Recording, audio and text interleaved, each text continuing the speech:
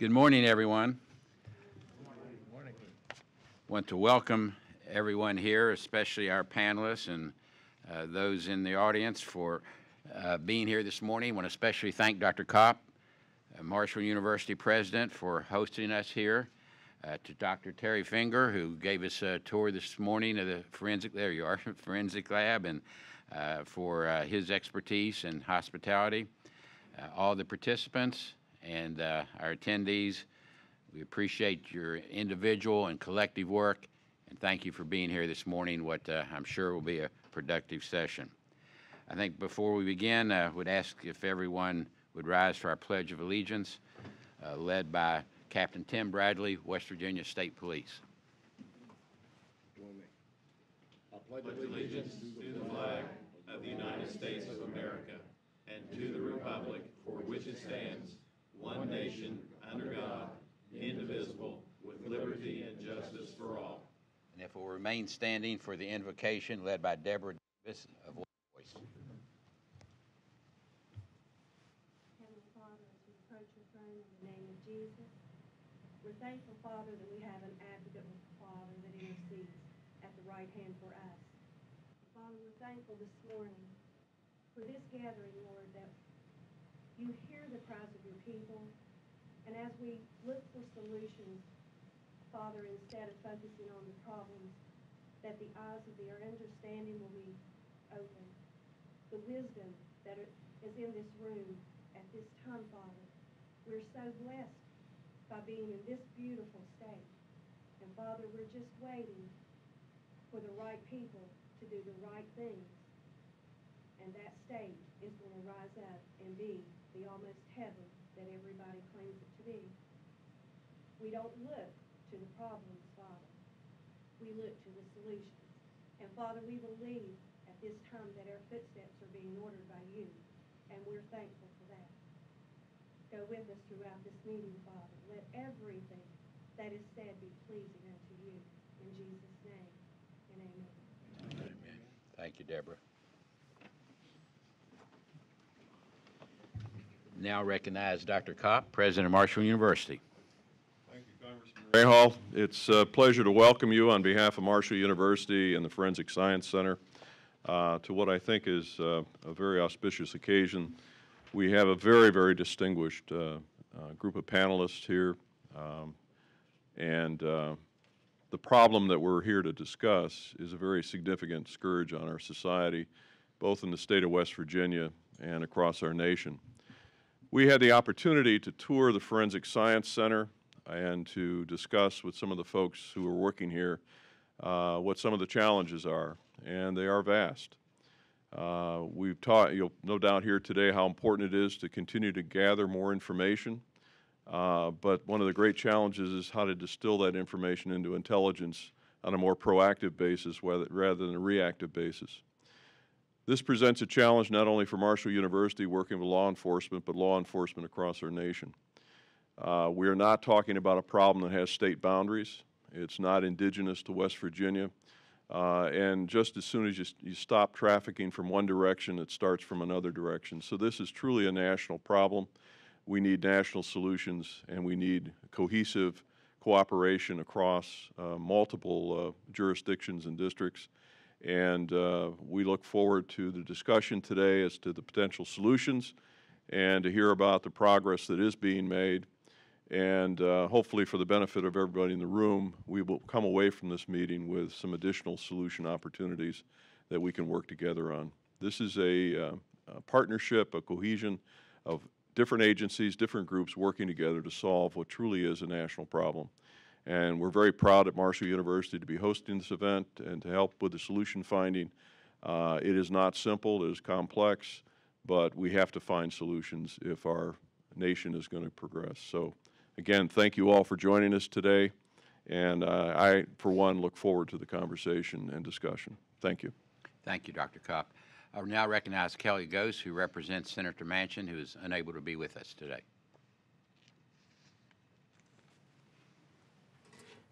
Thank you, Congressman and distinguished guests. The Senator regrets that he cannot be here today. He's actually on a cultural exchange into India. But I spoke with him before he left, and very few things move him as the plight of our state at the hands of the drug scourge that exists. He sat down with middle school students in Wyoming County. He's talked to high school students through Skype and all over the state. He's talked with law enforcement and healthcare professionals. So please know that he is dedicated with you in spirit and has instructed me to take good notes. On behalf of the citizens of the Mountain State and as your United States Senator, it is my privilege to extend greetings and congratulations to Congressman Rahall, Senator Rockefeller, our distinguished guests and speakers, and the panelists in the Southern West Virginia Prescription Drug Abuse Summit here at Marshall University's Forensic Science Center. We know in the Mountain State that by working together, we can overcome any obstacle to our state and move our state and nation forward. And one of the key ways we meet our challenges in West Virginia is by setting our priorities based on our values. Knowing how much we love our great state, knowing how much we love our beautiful people and our small towns and the communities that made us who we are, it's important for future projects and moving forward that we address these challenging issues. Drug abuse is an epidemic that plagues every community in our state and truly every community in our nation. That is why one of the things I am fighting for is hydrocodone rescheduling. This legislation reclassifies drugs containing hydrocodone, a highly addictive substance found in medications such as Vicodin and Lortab, as a Schedule II substance. This means that patients would need an original prescription for refills, pills would be stored and transported more securely, and traffickers would be subject to increased fines and penalties. Put simply, this legislation makes it more difficult to abuse pain medications. Last month, the FDA Drug Safety and Risk Management Advisory Committee voted to reschedule these drugs containing hydrocodone after listening to my testimony at a public meeting. The recommendation will help guide the FDA in its final decision to reschedule this addictive drug. In addition, I have introduced legislation putting a federal ban on synthetic drugs marked as bath salts and plant food. On a side note, trying to explain that to the senator was interesting. And adding them to a list of controlled substances. This legislation also includes cracking down on the so-called pill mills and places people to get powerful prescriptions they do not need for medical reasons within the purview of the law. These challenges that we have taken on in the past 2 years merely scratch the surface and address only one facet of the problems that we see here. And I look forward to hearing from this panel of how we can increase our scope and how we can increase our application to help solving these problems. Most recently, I'm proud to co-sponsor the Prescription Drug Abuse Prevention and Treatment Act introduced last week by Congressman Rahall and Senator Rockefeller. This legislation focuses on prescriber and patient education, proper prescribing practices, increased federal funding for state prescription drug monitoring programs, and comprehensive reporting of opioid-related deaths to help guide solutions. I'm honored to join my distinguished colleagues in co-sponsoring this legislation, and I believe that this is a step in a well-rounded approach to curbing prescription drug epidemic and abuse in our state and nationwide. Too many families and communities have been torn apart by prescription drug abuse, and my heart goes out to all of those who have been affected. They need to know that I am determined to do everything I can to keep prescription drugs out of the hands of those who would abuse them. In closing, I thank all of those involved in today's summit, as well as those who continuously spread awareness and enforcement about the risks that accompany drugs and alcohol. I hope today's discussion will result in a better understanding of this problem and a better understanding of the options that are available so that we can make a positive difference in our state and indeed the nation. No single agency or organization can succeed in defeating this problem on its own. Therefore, we must work together, because working together, we can truly make a difference in the lives of our West Virginians. Again, I thank Congressman Rahall, Senator Rockefeller, and our panelists, and all of you who are here today, striving to make West Virginia a safer, healthier, and drug-free place to work and live. With warmest regards, Joe Manchin III. Thank you, Kelly.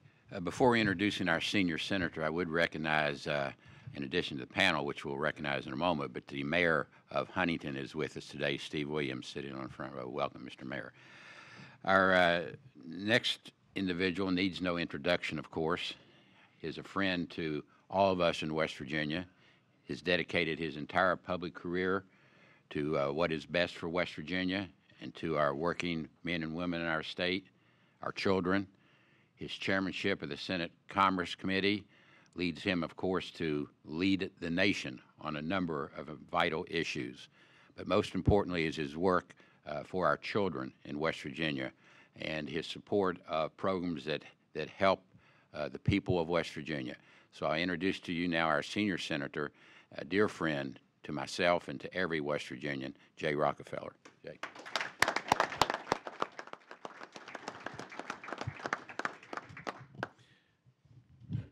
See, I got the word Nick Joe written down here, and I was looking at that coming down. I said, you can't do that at a formal meeting. You got to call him Congressman Rahall. So any indication of friendliness through the use of the word Nick Joe, Rick, you catch me up, all right? What strikes me, I think, coming to this meeting and coming to this problem and with all of these experts is that this is the most overwhelming problem in terms of the nation that we really face in human terms. Jobs are human terms too. But there's a very interesting fact that the last part of a young person's brain to develop is the one which is right behind the forehead. Unfortunately, mine sort of goes back there, so maybe it didn't develop very much. But it's all about judgment and making choices. And one of the reasons that young people are willing to take so many risks and do take so many risks and don't think necessarily of consequences is because that part of their brain is in the process still of developing. And that puts them outside the rules of their own life, actually, and their own good. I'm heartbroken by what I see. I go to the different format than this one, but I go to roundtables all over West Virginia constantly. Usually not more than 6 or 8 people, but talking for 2.5 hours, and kids who are on it, kids who are out of it, kids who think they're out of it, who come to make a statement and then at the last moment lose all their self-confidence because they would have to say things that might compromise what self-esteem they feel they have left, and so they just don't say anything, which is, of course, an incredibly eloquent statement. Just get up and walk out of the room. I saw that in Morgantown, and I'll never forget that. I'll never forget the mother, the pain that she'd been through, and really just growing up in America, much less in Appalachia. Life is pain. Life for young people is not a lot of fun. It's always shown to be that way. Young people have a good time, but inside, it's very hard for them. There are a lot of broken families. There are a lot of temptations. There's a lot of peer pressure. I don't think that the internet and websites and Twitters and all of that has helped anything at all. A lot more bullying, more suicides, things just crowding in on younger people that don't crowd in on those of us who are older in the same way. So that's all by way of saying that I approach this problem of addiction not just through law enforcement, but through treatment, mental health. And yet, having said all of that, there's no combination of magic bullets. I mean, if we all cooperate perfectly, we will make progress. But this problem persists. People go to jail where they get detoxed, but they don't get they don't kick the habit. It's still gnawing at them, but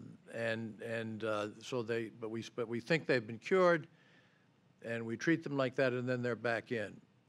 On the other hand, through the Judge Thompson's drug courts, you see some other results. Sometimes kids go into that, and they do work, and there's sort of a byplay between the sentence in prison and then also work which is done while they're in prison which means that they get a little bit of a reduced situation on the law enforcement side, but an increased situation on the treatment side. And recidivism generally goes down. Quite a bit. Yeah, and so that the drug courts are terrific. There's so many terrific programs. There's so many terrific programs, all of them aimed at doing the right thing.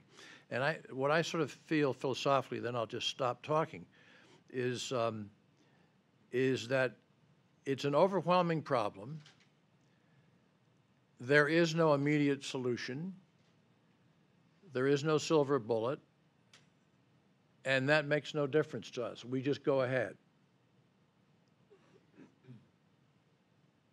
Booth Goodwin does what he needs to do.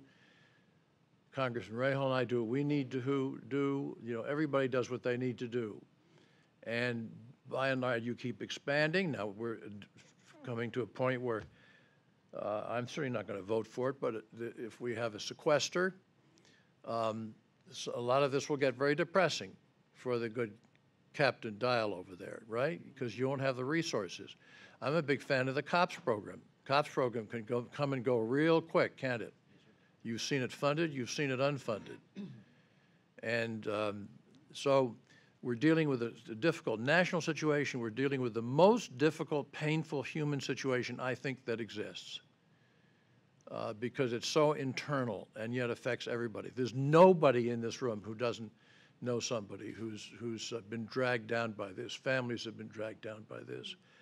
And so it's a great thing, Congressman Rahall, to do what you're doing here and to get people who really know what they're talking about to say what they think ought to be done while we listen, and particularly if I stop talking.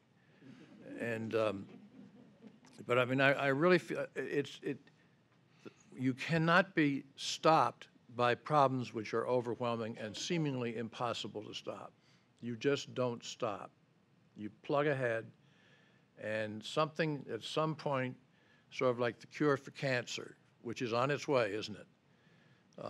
Is going to come up, and society will settle. Parents will get better at dealing with kids. However it's going to work, I don't know. But you hope and you pray, but you keep at it. Thank you, Jay. Thank you very much, Jay, for those heartfelt and powerful words, and certainly for your commitment and leadership on this issue. You know, you've just been number one, first class. Number two. No, number one. We really appreciate it. The gentleman I'm going to introduce to you now is no stranger to Huntington. He has been here before. He's been to West Virginia a number of occasions, and we're truly pleased and honored that he would take the time to be with us once again today. We appreciate his commitment, his personal involvement, his expertise, his commitment to families, to businesses and communities that in case after case are being devastated by this drug abuse. And I truly wish, Gil, that your visit here was not bittersweet, but I guess we could say that it is today. For few, if any, would argue that the abuse that we face is of epidemic proportions. On the other hand, I think what many may not realize about us is that another epidemic is in full swing, and that is really, really infectious. And that epidemic is the commitment of everyone at all levels of government, private sector, community involvement, law enforcement, everybody in this room. It's our commitment that we're going to put the same vigor in our fight with fire and brimstone vigor to stamp out this drug abuse wherever it rears its ugly head. And the director of the White House Office of Drug Policy is an individual that has that expertise to help lead us in this fight. And I want to thank Dr. Gil Kerlikowske for joining us once again here in Huntington, and I do now recognize him. Thank you, Congressman. Well, good morning, everybody. It's nice to be back with so many people, and I think I'll take my my advice from the senator. And even though we have an incredibly smart group of people that really spend a huge amount of time on this issue, the prescription drug issue, and the senator got to sit last night with one of the smartest, and we brought actually two of our smartest people that are here, but and they gave me like 12 pages of notes, which I probably will not read and go through with all of you. I think it's important to recognize Congressman Rahall for his leadership, particularly on this issue. I have been with him on a number of occasions, both on Capitol Hill, down at a national summit on prescription drugs, because we know that this isn't just a problem for West Virginia or any particular state or county, but it is truly a national problem. I've been with your U.S. Attorney, Booth Goodwin. He was one of the first United States attorneys to actually hold a prescription drug summit, to bring it to the attention. And all of these summits that these U.S. attorneys have held, many have patterned them after the summit that he put together, which included a wide array of people, just like the wide array of people that are here to address this problem right now, whether it's in the law enforcement and prosecution end, our partners in the Drug Enforcement Administration, but so many others. And I have tons of statistics. I wouldn't be a good federal official if I didn't have lots of statistics to Rima. But I think, as Senator Rockefeller said, in the leadership that he has shown, he has held some other federal components' feet to the fire on what they should be doing on this entire issue, because it isn't just a law enforcement or criminal justice problem at all. It's a problem involving education. It's a problem involving brain science. It's a problem involving our healthcare community and what type of information they need to help reduce it. These are drugs that we're talking about today that aren't being smuggled across the border. I'm much more interested in listening to and understanding the concerns and what is being seen here, but I would put a much brighter note on it. You deal with this, and you're on the front lines of this issue every day, but we're really starting to make some progress. 4 years ago, the prescription drug issue wasn't really on the radar screen. And as a police chief, when I was told that more people die from drugs, particularly driven by prescription drug overdoses, than die from gunshot wounds, frankly, I was surprised. I would not have recognized that. And I tested many of my colleagues around the country, and frankly, they didn't know that either. Now, of course, we have more people, unfortunately and sadly, dying from drugs than behind the wheel from car crashes.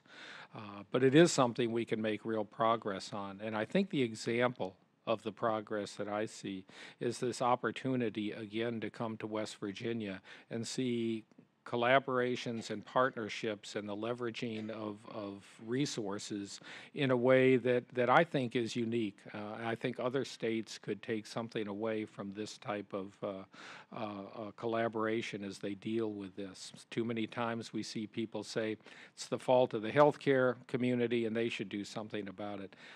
There should be more prosecutions. It's the problem with pill mills, etc. Well, actually, it's everybody's problem. As the senator said, it's about educating young people to stay away from drugs.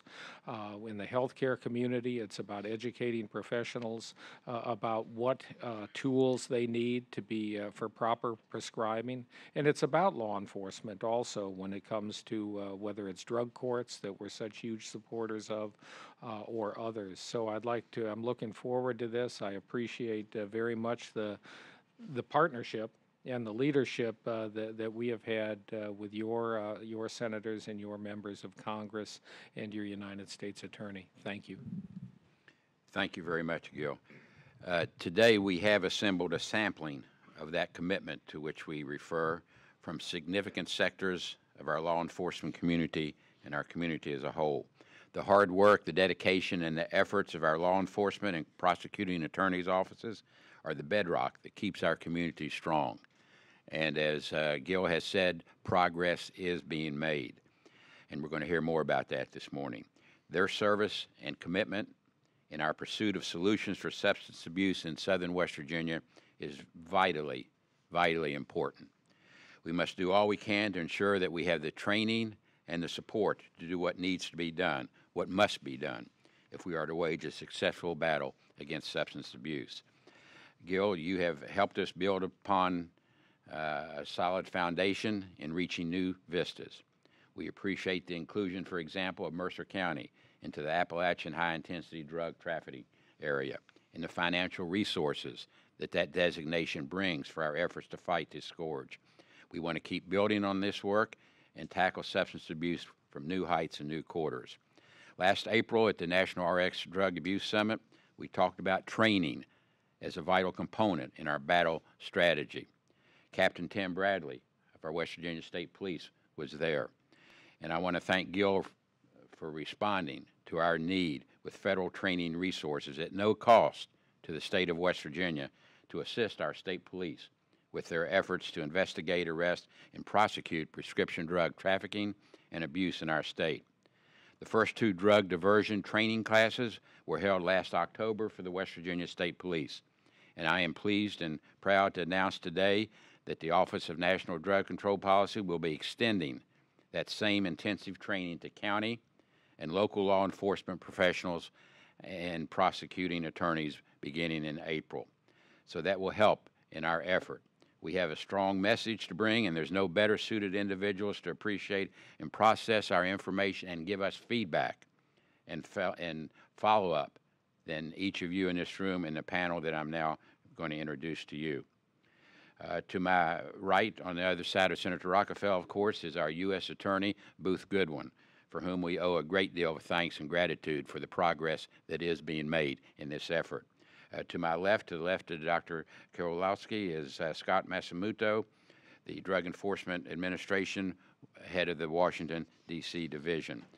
Down on the left, you'll see the name tags is West Virginia Delegate Don Perdue, the Chair of the House Committee Health and Human Resources, West Virginia Senator Ron Stallings, the Chair of the Senate Committee Health and Human Resources, West Virginia Senator Evan Jenkins, the Executive Director of the West Virginia State Medical Association, West Virginia State Police Captain Tim Bradley, Executive Committee Chair of the Appalachian High Intensity Drug Trafficking area.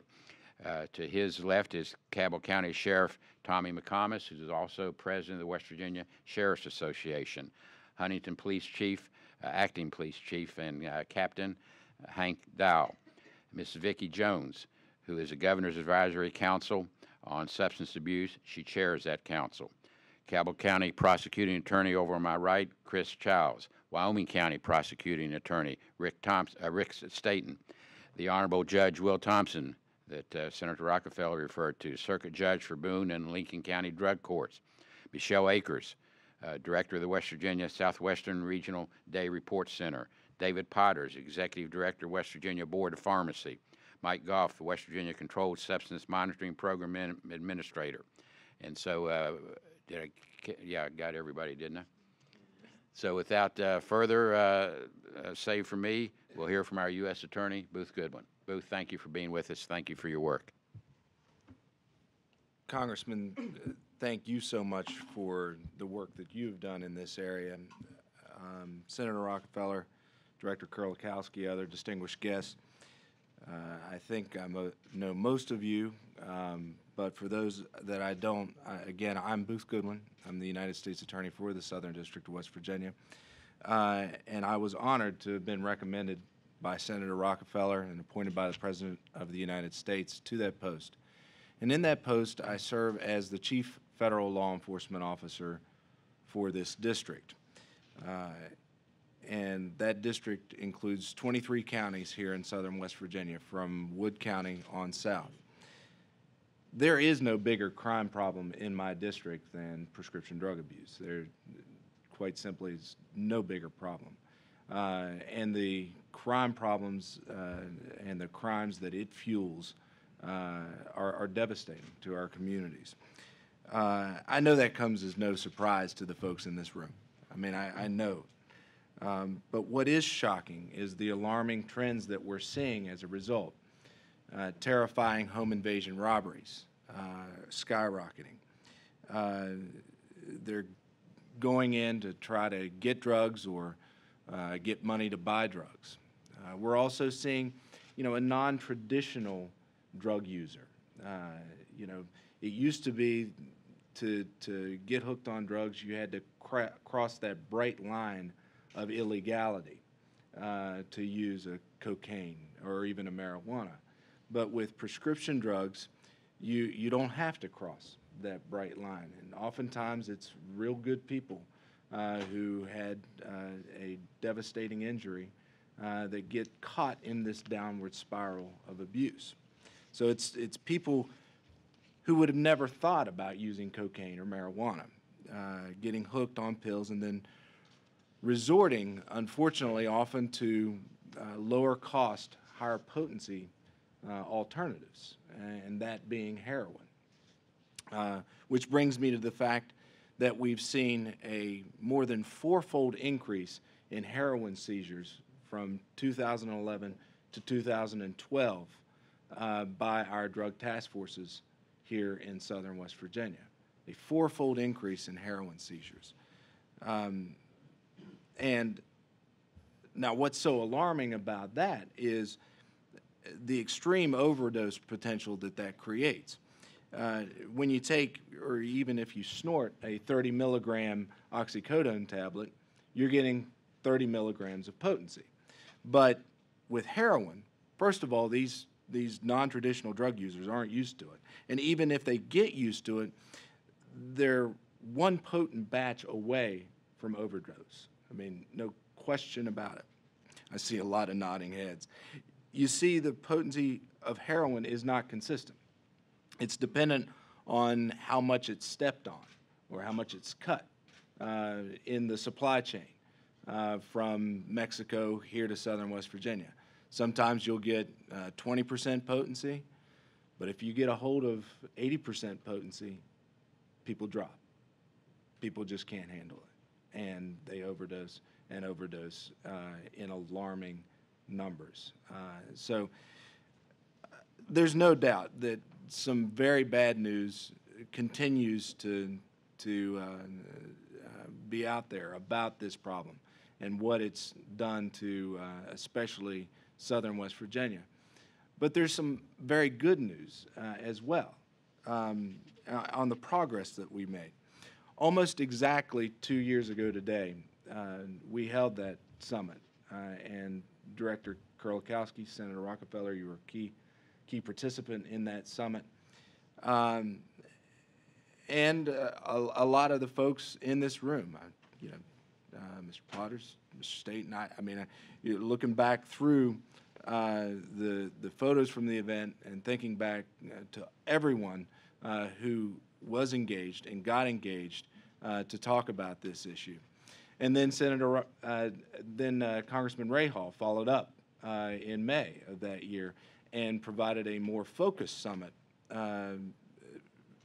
at Twin Falls Resort, talking about southern West Virginia in particular. And as a result of those meetings, and due to the tireless effort of some of the folks in this room, as well as leadership from Director Kerlikowske's office, we developed a plan, and we are executing that plan. That plan includes better prescription drug monitoring, and I'm glad to see David Potters here, who I know will talk more about that important aspect of this effort. The plan also includes proper disposal of our prescription drugs.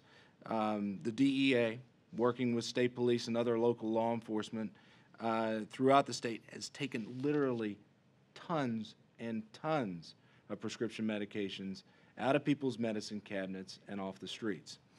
Drugs that could have been very easily diverted for illegal use or make that target a holder, or that holder a target for a home invasion robbery. The plan calls for greater education. I've traveled to schools throughout my district with Lieutenant Chad Napper, who's the head of the task force in Charleston, with U.S. Marshal John Foster, Adjutant General James Hoyer, to talk to kids about the dangers of prescription drug abuse. And we've reached out to parents. We've sent out practical tips for them to identify people, identify kids that are at risk for prescription drugs and prescription drug abuse. And it's also about educating our medical professionals about simple best practices that can guarantee that they will not become pill mills, like entering into a contract with patients that require pill counts and an agreement that they will only use them as their doctor or only use a particular pharmacy, as well as effective and systematic use of our prescription drug monitoring program, which ensures that the patient isn't doctor shopping, going from doctor to doctor to get more and more drugs. And that plan includes treatment and rehabilitation. And, you know, we've also seen a rise in the effective use of drug courts. I'm glad to see Judge Thompson here. We have a similar drug court in my base of operations in Kanawha County, and I know that it has yielded great success. And it's also great to see Senators Stallings, Senators Jenkins, as well as Delegate Perdue are tackling the issue of getting more and more treatment to those who need it. And fortunately, they have great leaders like you, Senator Rockefeller, in Washington, and you, Congressman Rahall, fighting to get that much, much needed treatment. You're absolutely right. This is an immense problem. It has so many facets, but we cannot give up. And of course, that plan includes increased enforcement. The DEA has formed a tactical diversion squad here in this district and has key participation from law enforcement leaders like the Huntington Police Department, the Beckley Police Department, the West Virginia State Police, who have devoted 3 troopers to that effort.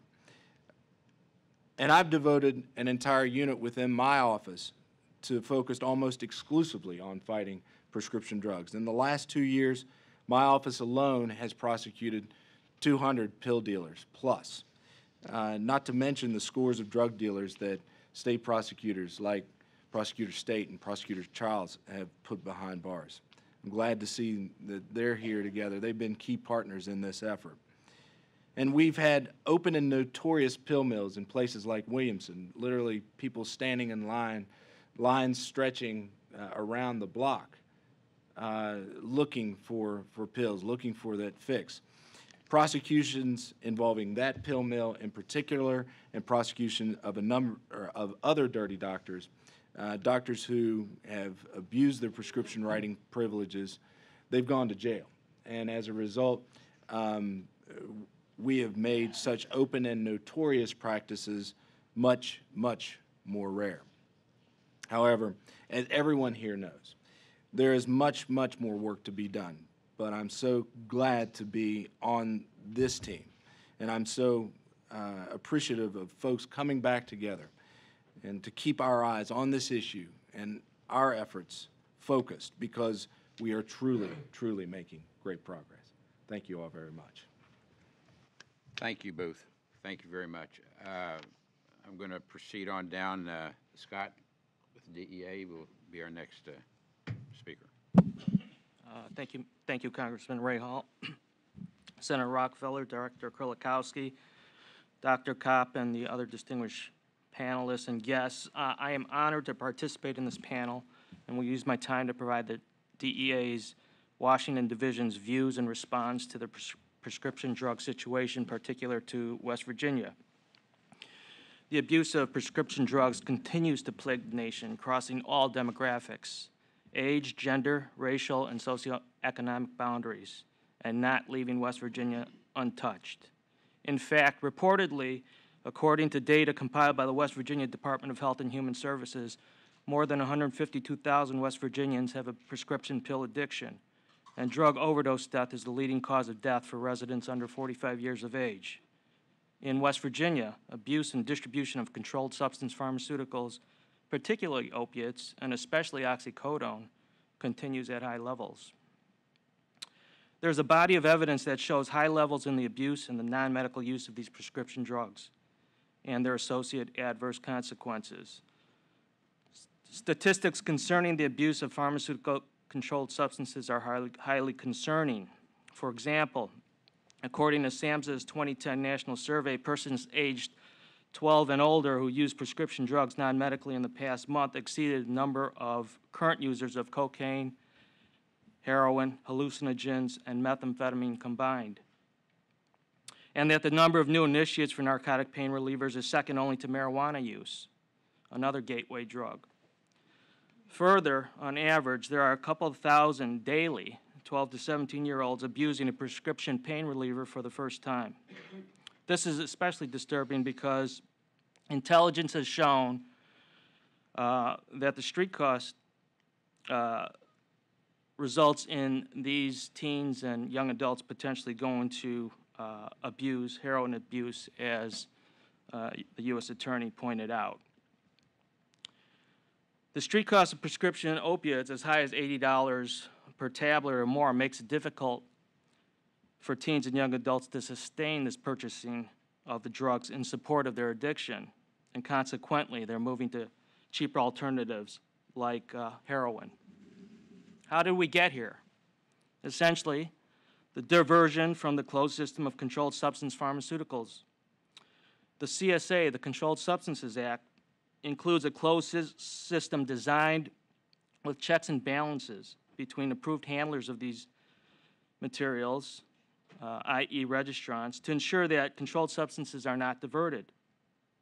These checks have been ignored by those looking to illegally profit from these prescription drugs. Independent traffickers and organized drug trafficking organizations alike are catering to the high demand for these prescription drugs in West Virginia. Peripherally, as Director Kerlikowske pointed out, our own medicine cabinets have been a source of supply, and I'll address that later. Over the past several years, the DEA has seen two major schemes used to divert powerfully addictive controlled substance pharmaceuticals. Some of these diverted drugs end up in West Virginia.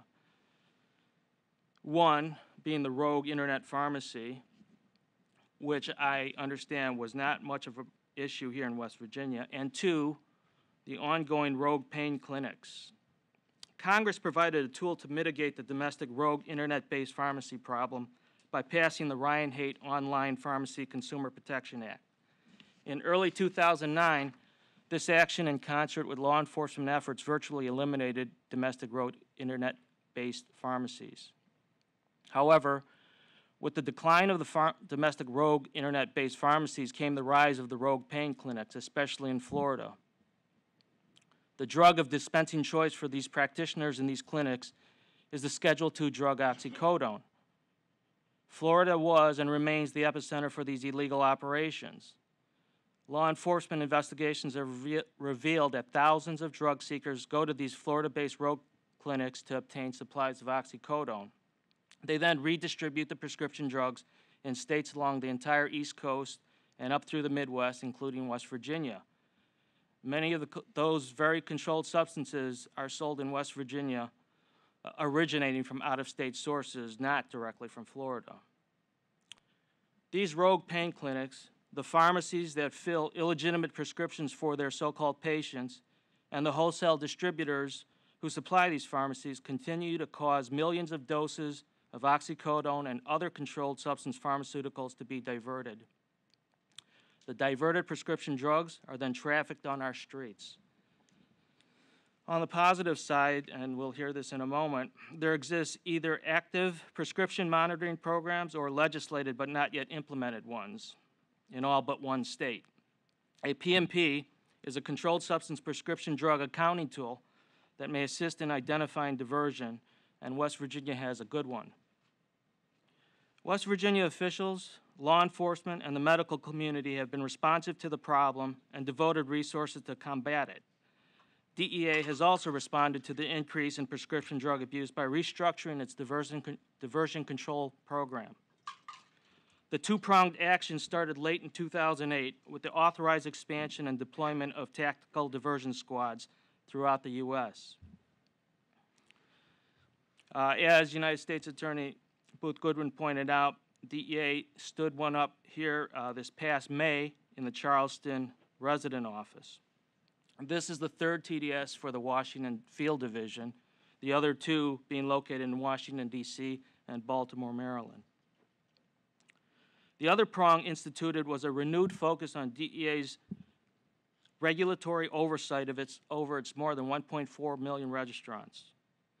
One of the ways was to establish a distributor initiative that was designed to educate, again the word educate, and raise awareness of distributors supplying diversion schemes. The Charleston office has also been lucky enough to get an enhanced regulatory staff along the way. Circling back to our medicine cabinets, many controlled substance prescription drugs are literally in front of our noses. Those unused or unneeded prescriptions from a root canal or other surgical procedure requiring pain management. The 2011 Partnership Attitude Tracking Study noted that the numbers were up on parents agreeing with the statement that anyone can access prescription medicines in the medicine cabinet. To this end, DEA is fully engaged in ensuring the proper disposal of controlled substances as well. DEA has responded to this problem by coordinating national prescription drug take-back events with our federal, state, and local law enforcement partners approximately every 6 months since September of 2010.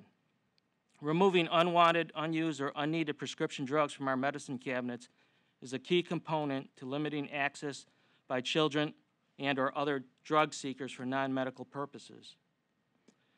On April 27th, coming up, the DEA will coordinate and facilitate a 6th National Prescription Drug Take-Back Initiative event. In the last effort, last September 29th, citizens across the nation turned in another 244 tons of unwanted or expired medications for safe and proper disposal. Here in West Virginia, we had 57 agencies collect over 3,740 pounds at 107 take-back sites. Our West Virginia communities are safer because of the response by the public to this initiative. When the results of the 5 take-back events are combined nationally, the DEA and its state, local, tribal law enforcement and community partners have removed more than 2 million pounds of such medication from circulation. In September 2010, Congress passed the Secure and Responsible Drug Disposal Act of 2010. The status of that is that as of this Tuesday, the open public comment period ended for the Notice of Proposed Rulemaking, published in the Federal Register. Once fully implemented, these regulations will implement the law by expanding the options available to collect controlled substances from ultimate users for purposes of disposal to include take-back events, mail-back programs, and collection receptacle locations. In closing, DEA appreciates our robust working relationships and productive interagency cooperation with our West Virginia law enforcement and regulatory body partners.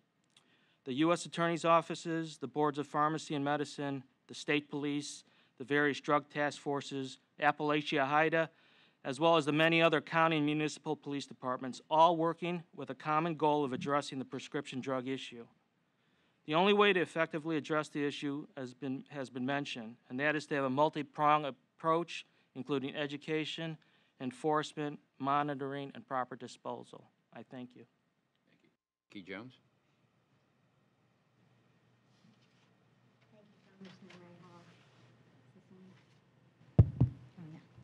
Thank you, Congressman Rahall, Senator Rockefeller, and other distinguished guests. We all recognize the impact the behavioral health system has on the total system of care. And as a result of what we are facing today, as well as statistical expectations for the future that has been discussed, Governor Tomlin and so many others not only recognize the importance of finding long-term sustainable solutions for substance abuse, but he took the critical first steps to ensure successful outcomes of this priority. In September 2011, through Executive Order 511, he created 6 regional-based substance abuse task forces representing all 55 counties, as well as a comprehensive substance abuse advisory council. I see many of you that I see in those task forces, so welcome and thank you for coming.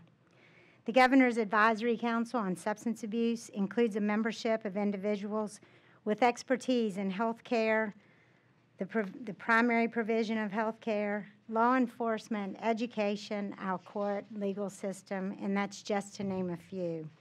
The task forces are comprised of any and all interested parties working at the local level to develop recommended solutions unique to their particular areas. We all recognize that not all the areas in West Virginia have the same problems across the state. There are unique situations and unique solutions. And they are also designed to recommend solutions that require overarching systemic solutions as a goal.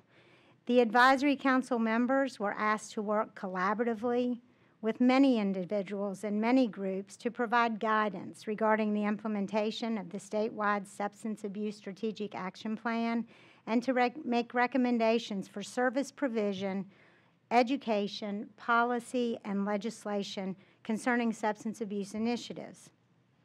He asked us to do so in coordination with input from communities across West Virginia.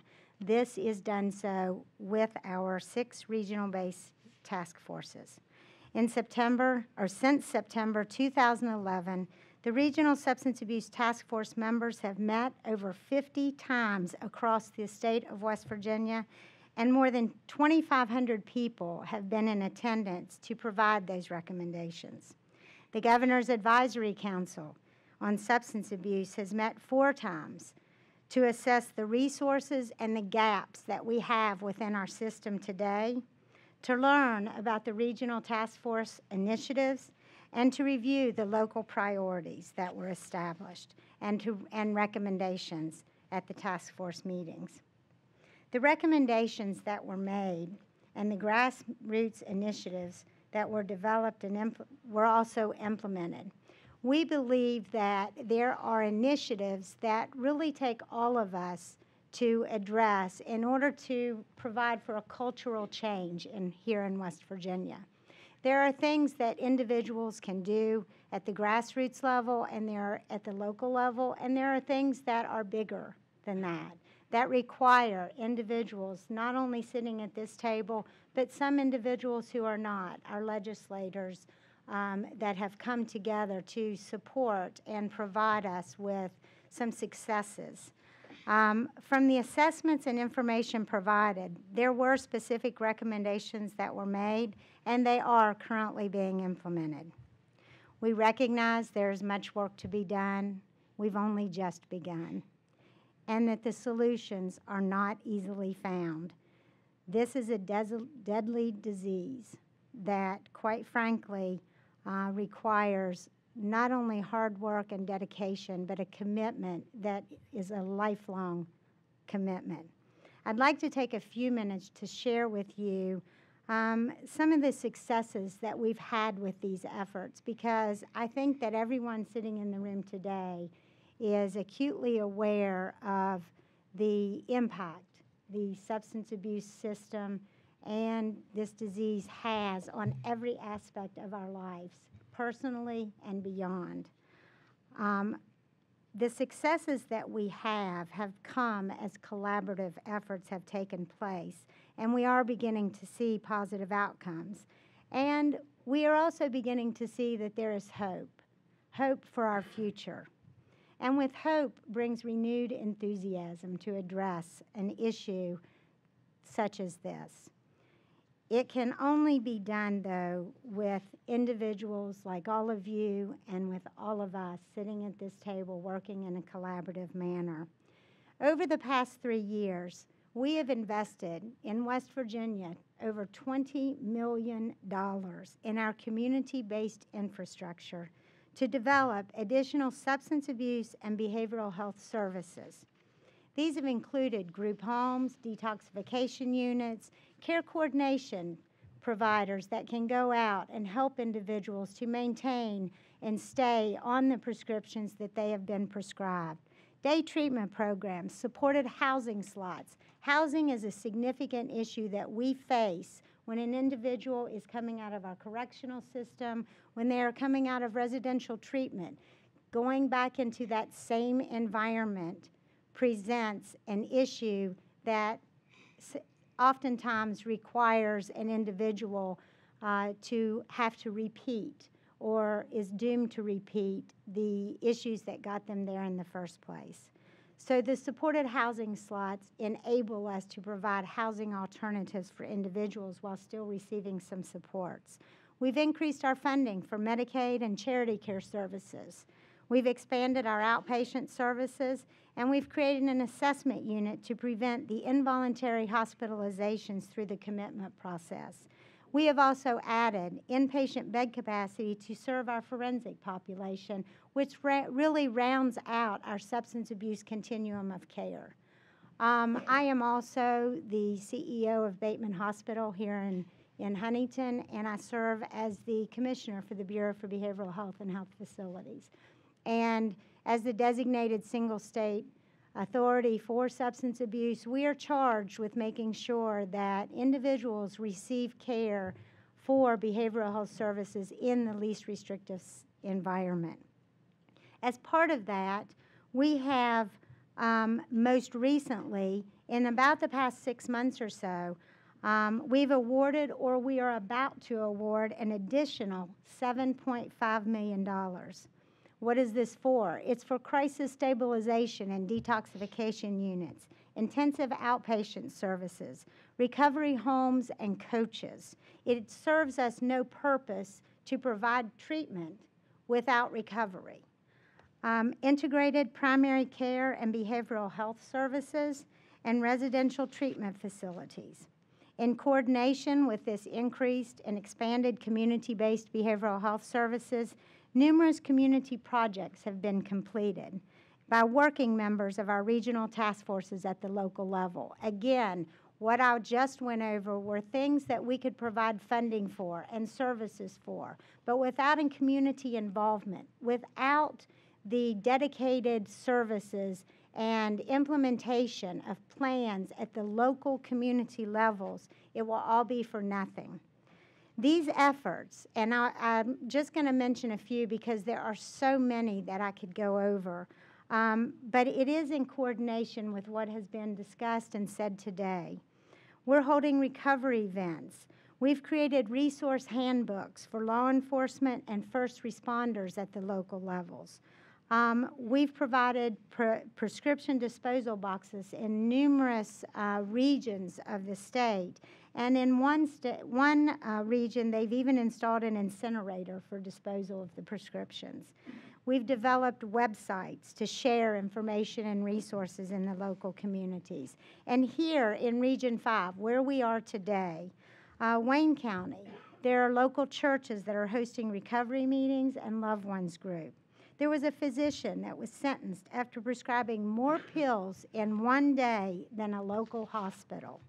Marshall University has integrated what is commonly referred to as SBIRT. It's the screening, brief intervention, and referral to treatment into health services in order to early identify students that are misusing substances.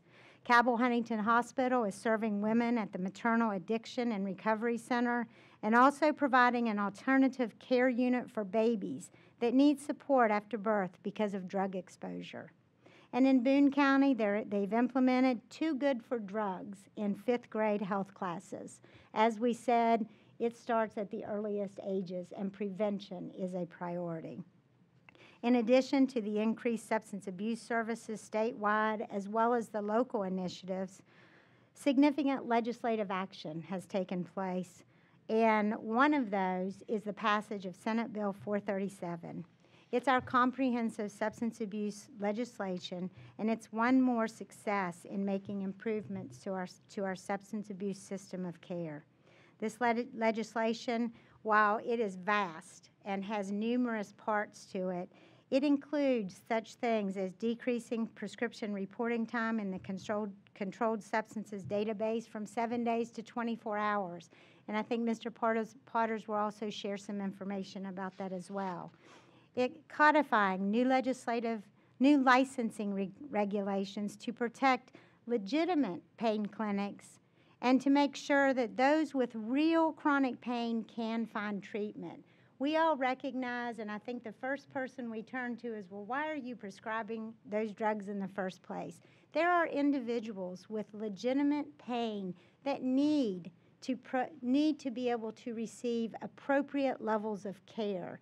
And so we oftentimes turn to individuals that, quite frankly, have a requirement, a licensing requirement, and a job to do. And so it's a balance of what we have to do in order to meet our requirements and to serve our consumers. Tightening requirements for dispensing controlled substances from doctors' offices and requiring best practice prescribing education for healthcare professionals, as well as education in anti-drug diversion. And because substance abuse impacts more than just our behavioral health system of care, we are working collaboratively with our correctional system to find ways to invest, or better, reinvest our resources to more effectively care for those individuals requiring behavioral health services through prevention and reintegration opportunities. While this is certainly not an exhaustive list of efforts that are currently being worked on by the Bureau for Behavioral Health and Health Facilities, the Department of Health and Human Resources, our legislators, and so many others, it does provide for an overview of recent initiatives undertaken. And our recent national data does show that for the first year since 2008, there has been a decrease in prescription drug misuse among those aged 12 or older in West Virginia. That is not what is occurring nationwide, and so that's pretty impressive as to what's going on here. Working together is making a difference. According to the West Virginia Poison Control Center, West Virginia has also seen a decline in overdoses from the synthetic drug bath salts, with 43 cases reported in 2012, which is down from 250 in 2011. That's quite impressive. As a collective body, the Governor's Advisory Council on Substance Abuse, in a coordination with the regional task force members and so many others, are all in agreement that prevention is critical at all levels, from children to high school to college and beyond. Education and training in all health professions are essential to stopping the supply and the demand problems with substance abuse in West Virginia. The screening, brief intervention, and referral to treatment, which is an integrated behavioral health service, is critical and must be appropriately reimbursed by Medicaid and insurance payers. And a focus on recovery and community supports is priority. We issued a report to the governor, and this is our third report, that just came out with additional recommendations. From our original recommendations that we had, the $7.5 million was awarded, and I have to say thank you for the funding that was received, because it did enable us to develop additional substance abuse services here in West Virginia. This was released last month, and it provides for additional overall recommendations. Some of those were to maintain and expand existing substance abuse programs that are currently successful. We have so many here in West Virginia. Continue our efforts to develop community-based or after-treatment recovery supports, encourage ongoing efforts of substance abuse prevention coalitions, and address emerging issues related to drug take-back programs and proper disposal of collected drugs, and to implement legislation, local ordinances, and statewide policy changes related to prevention, early intervention, enforcement, treatment, and recovery efforts. It's the full continuum for substance abuse. The strategic framework and goals provided by the Substance Abuse Strategic Action Plan, the Governor's Advisory Council, the Regional Task Force, and so many others will continue to serve as a roadmap for consideration of legislation and policy, both in the public sector and in the private. However, successful implementation is dependent upon the transformation of these various strategies from paper to practice. West Virginia has taken a critical step in becoming a much healthier, drug-free environment, and we are a proven leader in substance abuse strategies, both locally and nationally. And we are committed to developing a brighter future. Thank you. We have a number of panelists yet that have a wealth of information and expertise from whom we want to hear. We also want to hear from the audience, and we're also facing a time constraint. So I would ask the remaining panelists if they could keep their comments to 5 minutes or less. It would help ensure that all of us have a chance to hear from everybody. Mr. Potter's next. Thank you, Congressman and Senator, U.S. Attorney Booth Goodwin, Director Kerlikowske, everyone else. I very much appreciate the opportunity to be here and to share what the Board of Pharmacy has been working on. Has been recognized by a couple of you. We house the Controlled Substance Monitoring Program database, and we do a few other things in regard to prescription drugs as the legal street corner dealers of the controlled substance monitoring of the controlled substances. The illegal dealers obviously don't want to check on the monitoring program, but we have to do what we can to help those that do use it to have a useful tool. So as Ms. Jones mentioned, Senate Bill 437 was passed by the legislature, and Senator Stallings, Delegate Perdue, Senator Jenkins, State Medical Association, the governor's office, many people came around the table to work on that bill. And it gave the Board of Pharmacy some more direction on what to do with the monitoring program. And one of the first things we did was to look at the history of the database itself. It started in 1995, but it only collected data in 1997 and 98 on Schedule II controlled substances. That was the first year of collection of data, and then funding was gone. It got back on its feet when we got a system from the state of Nevada in 2002, and we have since then collected Schedule II through IV controlled substances. But again, funding is always an issue. Boards, like the Board of Pharmacy, are self-funded through fees. And so the legislature was great in supporting a bill for the Board of Pharmacy last year to do what they did in the state of Ohio and increase our fees on wholesalers of drugs to the national average, and that would provide us some additional funding that will help shore up the monitoring program going forward. Now, that may not seem like a lot, but without funding, these programs can't operate. And Ms. Jones mentioned both supply and demand side, and this monitoring program has effects on both. On the supply side, obviously, prescribers and dispensers need to make sure that a drug is issued for a legitimate medical purpose. And oftentimes, a patient will do what's called doctor shopping and skip from doctor to doctor, or then hide it in pharmacies by doing what we call pharmacy shopping and go from pharmacy to pharmacy. And so that way, if a pharmacy doesn't have an integrated system with another pharmacy, they don't know what they picked up somewhere else. The monitoring program fills that gap. It covers cash prescriptions, it covers insurance prescriptions, no matter how it's paid for, or even if it's given away for free. If it was a prescription that's dispensed, it's expected to be reported into the monitoring program.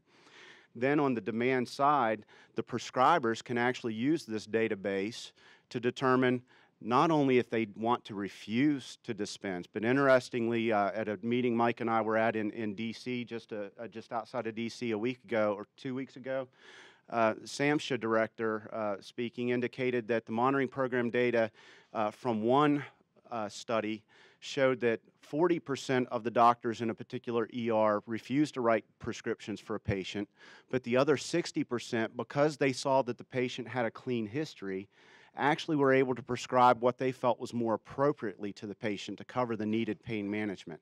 So we're affecting both the supply side and the demand side in the sense that prescribers and dispensers can refuse to prescribe or dispense if something doesn't look right, but and then thereby affecting what a patient can get in their medicine cabinet on the demand side.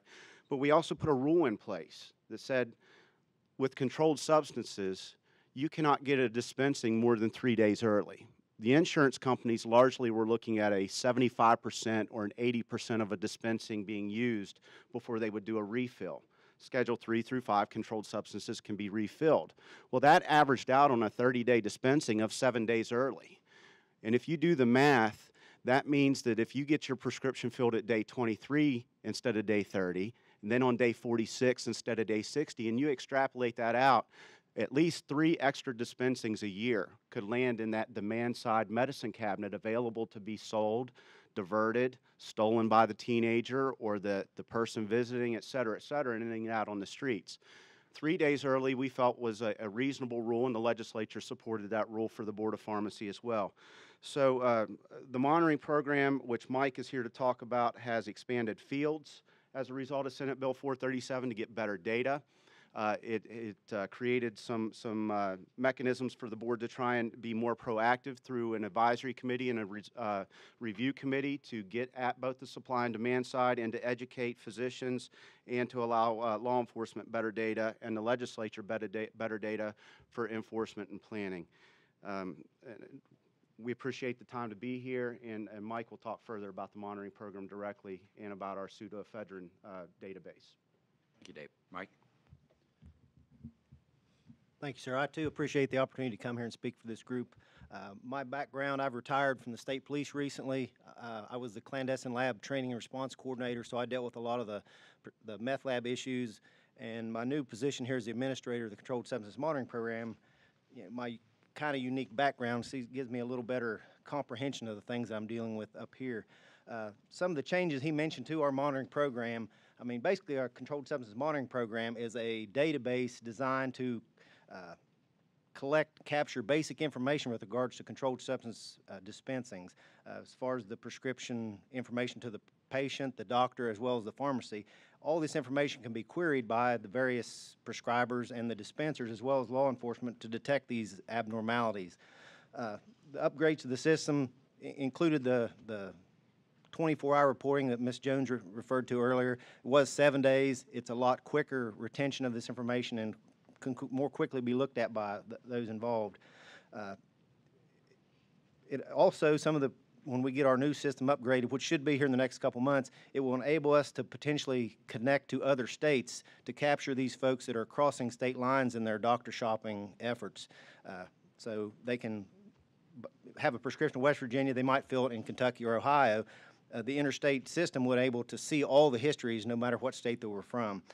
And we also recently obtained a SAMHSA grant that better lets us examine how we can incorporate our system, the Controlled Substance Monitoring Program, into the workflow of the various components, the physicians. I understand that there's a lot of extra time at times to have to separately log on to our system and obtain the information that you need, but we're working on how we can incorporate that into the workflow where it's automatically populated and they can easily access and look at the information without a lot of extra effort.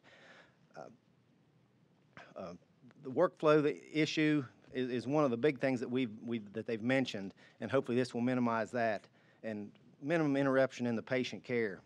One of the things he had mentioned was the creation of the advisory panel. It's a group of various experts in the fields of medicine, pharmacy, in a group to come up with various parameters to look at the monitoring program, to examine the practices and some of the issues that we might look at it further to find the people who are improperly prescribing, as well as the patients who are doctor shopping and trying to get these things illegally diverted for their sales or for their addiction, whatever the case may be. Also, we've created and this committee has been named, the members have been named. We've had a couple meetings. We're kind of limited right now by our system upgrades, the lack of the upgrades. Once it's in line, we'll be able to progress more rapidly with the things that we're trying to do. We have named it. Named the group, and we've had a couple meetings, and we've had our discussions on what we're going to be looking at in the future. We also have a database review committee. It is the group that actually takes these parameters and applies it to our system and finds these people and recommends any kind of adjustments or any kind of attention needs to be paid by either law enforcement or by the appropriate medical or pharmaceutical boards for further action.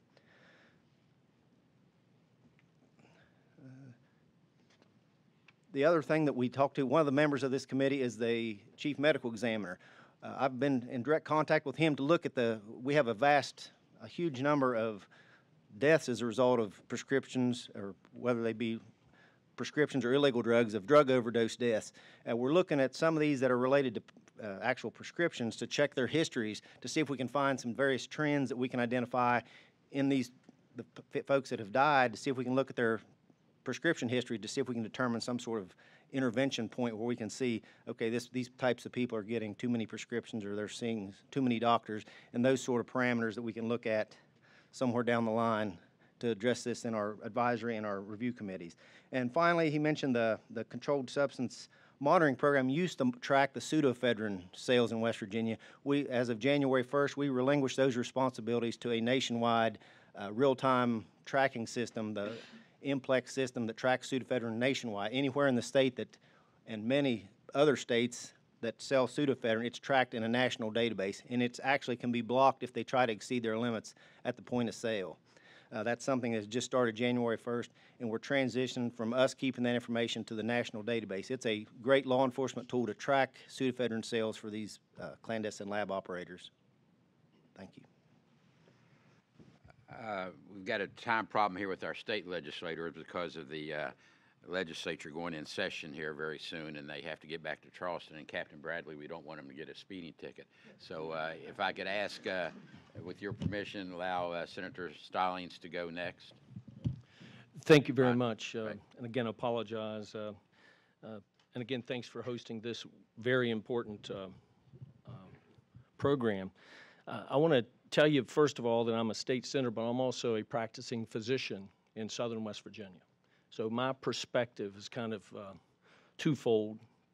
I clearly look at this issue as a serious public health problem, that it is. It affects society and on every level.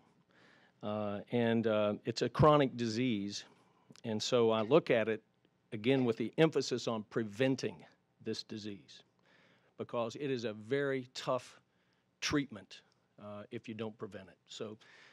So turn off the spigot in any way we can, as early as you can. And for the folks that are already in that pipeline, then we really have to focus, as we are. And we have been to several national meetings, and I can tell you West Virginia, thanks to the leadership, is ahead of the curve. They look to us for leadership. But this, 15 years ago, doctors were being sued for under-treating pain. The fifth vital sign: temperature, pulse, blood pressure, respirations, pain level. All right? So we started treating pain better. And just like so many things, as I look back, treating congestive heart failure with beta blockers 20 years ago was, oh my goodness, never do that. Now, if you have congestive heart failure and not on a beta blocker, there's a real issue. So education changes, okay? So we used to think that, look, if you're in pain, if you have serious pain, you're not as apt to be addicted. We all know now that that has changed, that addiction is possible even if you're being treated for serious pain. So education is a huge piece. Senate Bill 437 is a wonderful bill. And I've already been to I'm required to have 3 hours of CME, 2 for treating pain and 1 for avoiding diversion. And the Senate or the State Medical Association has been involved in this. We want to be and are a part of the solution. We've also been a part of the problem. So again, many things are happening. I'm going to be brief. I think the med school curriculum is going to be important.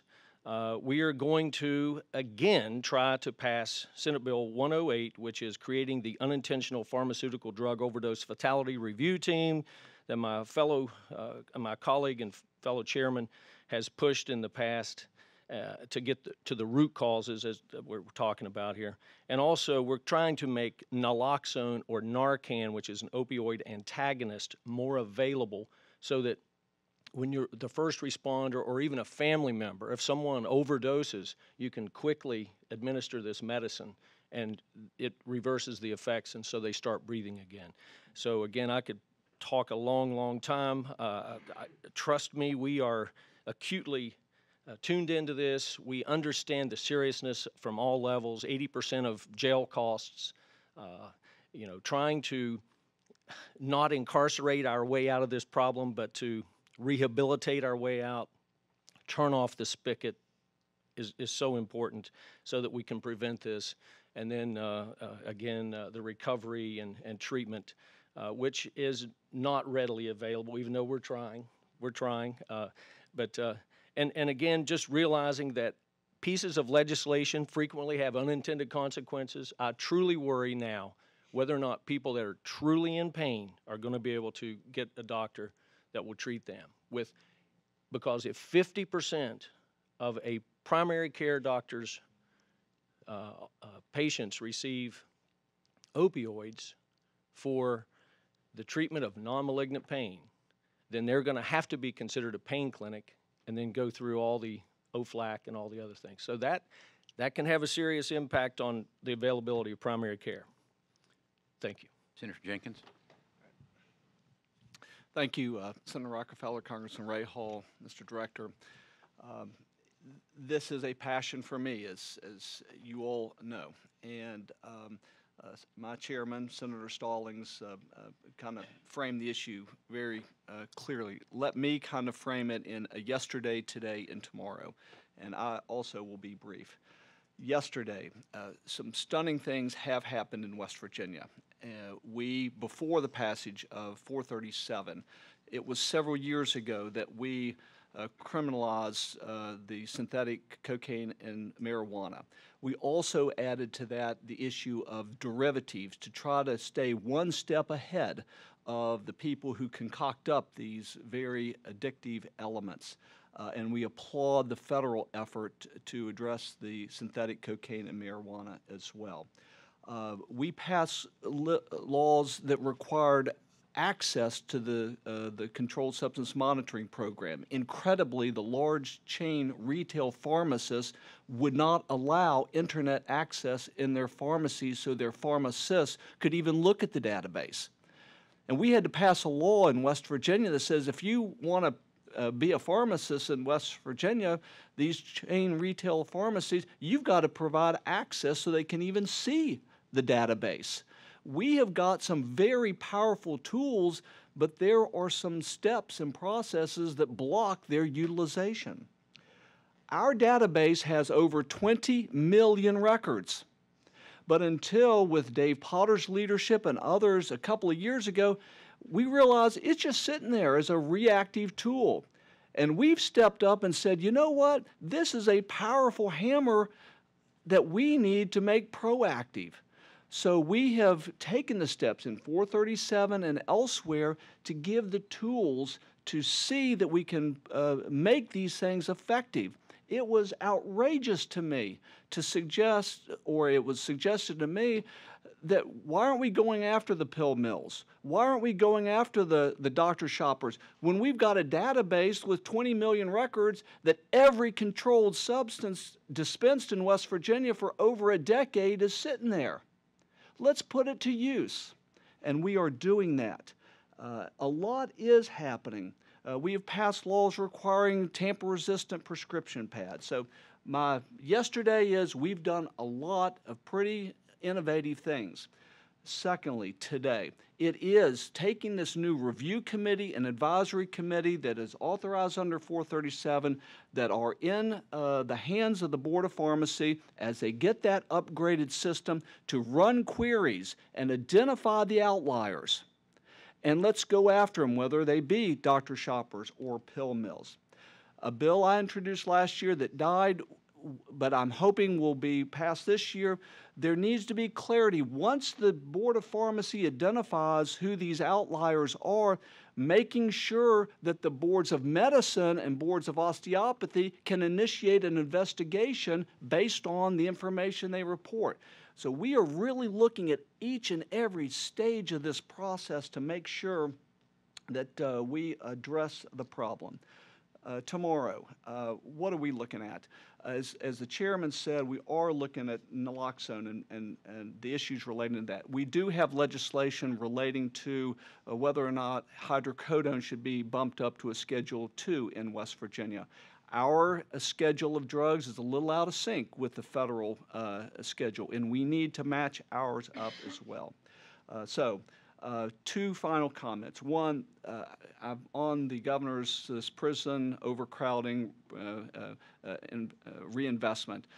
This probation and parole, we can't spend our way out of this. It is costing us a fortune. The underlying addiction, we are not providing the services in our prison system, and we can save a ton of money if we can start focusing on locking up the people we're really scared of, not just the people we're really mad at. And we need to provide I want to be tough on crime, but I think we also must be cognizant of the issues relating to probation, parole, and getting the services so the recidivism issue doesn't eat us alive. Final comment, Vicki, thank you for mentioning it. It's an issue that I'm passionate, and I really use this 60-second opportunity to sensitize our federal officials about literally a few steps from here, some exciting things are happening at Cabell Huntington Hospital. Over a year, I've worked with 2 NICU nurses that have identified a better way of treating our drug-addicted babies. Hold on to your hat. Historically, about half the babies in the NICU unit at Cabell Huntington Hospital are drug withdrawing. The drug withdrawing process can take about 4 to 6 weeks. What do they need? Candidly, it's very basic medication therapy. The average cost of a full NICU bed is between $3,000 and $3,600 a day. You do the math. For 4 to 6 weeks at $3,000, $3,600 a day for half the babies in the NICU unit, and we're talking about 15, 18, 19. We cannot afford this, and I am working with DHHR, the Secretary, the Governor's Office. We are so excited that we have a recipe to following a program from the state of Washington called PICC, the PICC. But this NAS baby, neonatal abstinence scoring, these are the drug-addicted babies, and I'm all about trying to create at least an opportunity for a healthy start, and we can save a ton of money. And what we're looking at is a standalone facility, and we can, history shows that these babies can be taken care of for about $100 or $200 a day, not $3,000 a day. So we are looking at a way to save a ton of money and provide a best practices way. Thank you, Cabell Huntington, for what you are doing now and are working on this issue, but we're ready to take the next step. Not only for the babies of our region, but we think this is a recipe that could put West Virginia on the national map on how to address a healthy start for these babies in a very cost-effective way. Thank you for your leadership, and I'm sorry our floor session is at 11, and we'll head to Charleston. Thank you. Thank you, Evan. Don Perdue? Thank you, Congressman. Thank you, especially to you for having this. We spent a lot of time. Being very concerned about this issue, but there has to be a driving force to compel us to discuss it face to face, and to discuss it with people who have dealt with it in a meaningful way for many years. I want to abbreviate some comments I have here as much as I can, gentlemen and ladies and gentlemen, and I do have some written commentary which I'll give when I leave. We know that drug overdoses kill more West Virginians than car accidents do. Between 2001 and 2008, the statewide death rate by overdose involving prescription drugs more than quadrupled. West Virginians are more likely to die from a prescription drug overdose than residents of any other state. SAMHSA tells us that treatment admissions for painkiller abuse has risen 400% in the past 10 years. At the same time, long-term treatment beds available for this growing epidemic in our state, already only minimal in a relative sense, have not grown at all. Where do we start? We already know where we're ending We're ending in emergency rooms, jail cells, and mortuaries across this state and the entire nation. Funding for substance abuse across the all four dictums, and Vicki mentioned this, prevention, intervention, treatment, and recovery, is positively critical. More than 1/3 of all the counties in our state have no treatment centers. Efforts within the criminal justice system to offer real peer-directed recovery schemes have been either spotty or non-existent. Flashy websites, small pockets of one-time money, and supplementals won't help in an appreciable way. We need real investment in our state to have any chance whatsoever. Upwards of $20 million a year for a number of years has been the conclusions of the last two most widely driven and conducted studies. 6 years ago, and now this past year, both came to very nearly the identical fiscal conclusion. I have proposed and will continue to propose increasing the beer tax and on other alcoholic beverages minimally.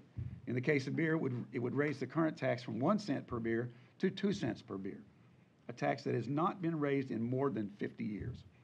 I've also proposed raising the cigarette tax by 50 cents per pack. At this time, West Virginia is the lowest among all our contiguous neighbors, much lower than several. I make these proposals not because I expect anything but excoriating blasts from the right, or any real sense that they may be successful, but if nothing else, to keep the fires of opposition high enough such that light may remain in the room after I've either been burned up in it or ushered out of it. If funding may be had within the system to derive the needed monies, I will take it, and gladly, but I have not seen in my 14 years of service any sustained effort to either identify or apply that level of funding. The preferential path seeming to be more declarations of war with little desire to actually wage it.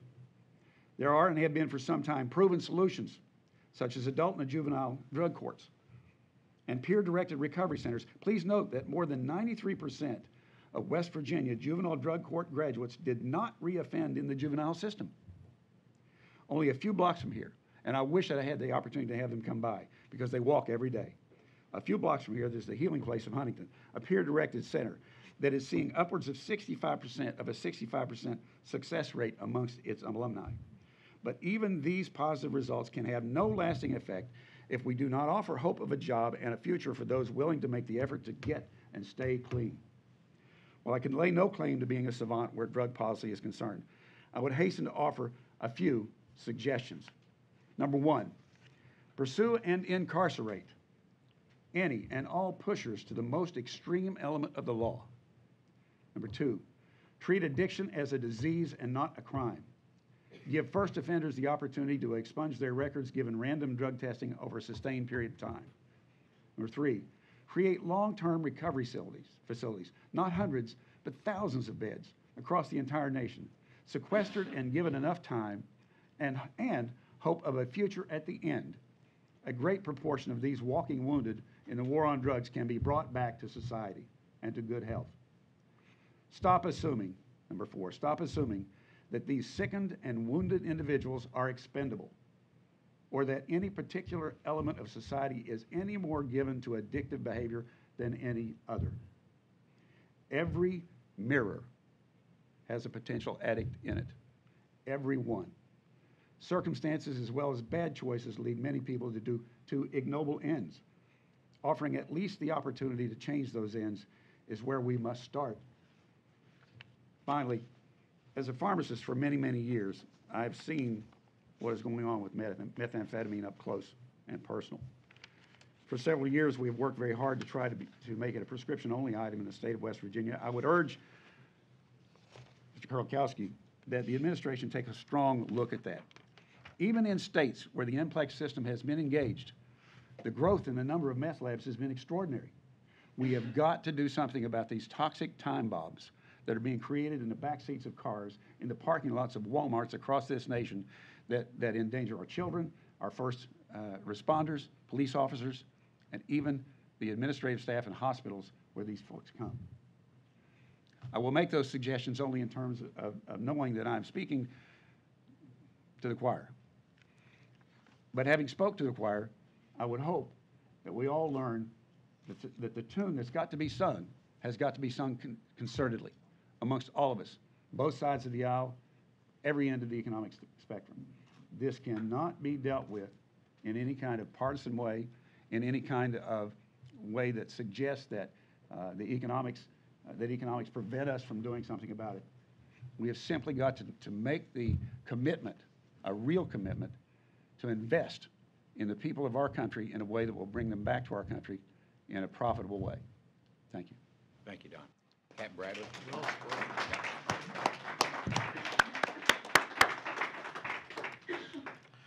Thanks, Congressman. First thing I want to say is personally, I want to thank you and your staff for the support for law enforcement. I'll keep mine very brief. We've heard a lot of information. Delegate Perdue has definitely been a supporter of us, and again, to you and your staff, thank you. Congressman has been one of our longest and strongest allies in this battle. I consider him a colleague in the battle. Thanks. Real briefly on our position and the law enforcement side of it. My background, as everyone at the table pretty much knows, has been in the Bureau, which has been in narcotics in this state. This epidemic has created a situation that law enforcement has never faced before. Conventional law enforcement is the bad guy, there's a target.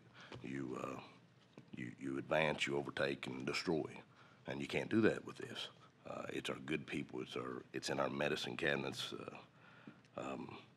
and so we have to take a different approach. So for law enforcement, we need the resources and the training to do that. One thing that it has created is it's created law enforcement to get in touch with the communities and get feedback, which we haven't been so good at over the years. Booth Goodwin has been very instrumental in our state in pulling law enforcement together and making us work as a unified force with that. Appalachia has brought us resources to help with the problem. I would like to point a couple people out.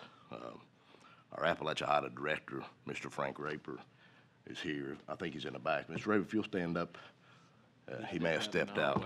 Our state director, Mr. Kenny Berner, is in the back. For law enforcement, they bring invaluable resources to us that we have to do our job. And it's made law enforcement pull together and take on the attitude of it does take a whole community to raise a child. And that's hard. That's kind of been a hard step for us, but we are seeing definite benefits from it. And thanks to the leadership that has helped activities like this, that's helped with that. A couple positive things. I'll be very brief, try not to repeat what's been said. Positive things that's happened since our summit. We have Sergeant Mike Smith with our Bureau. Mike, if you'll stand up. He has definitely been our liaison and the connection with law enforcement to our community, and has went out and we found out that the families are as frustrated as law enforcement is. It's not our battle, it's our whole state's battle, and that has really opened doors for us and helped in those efforts.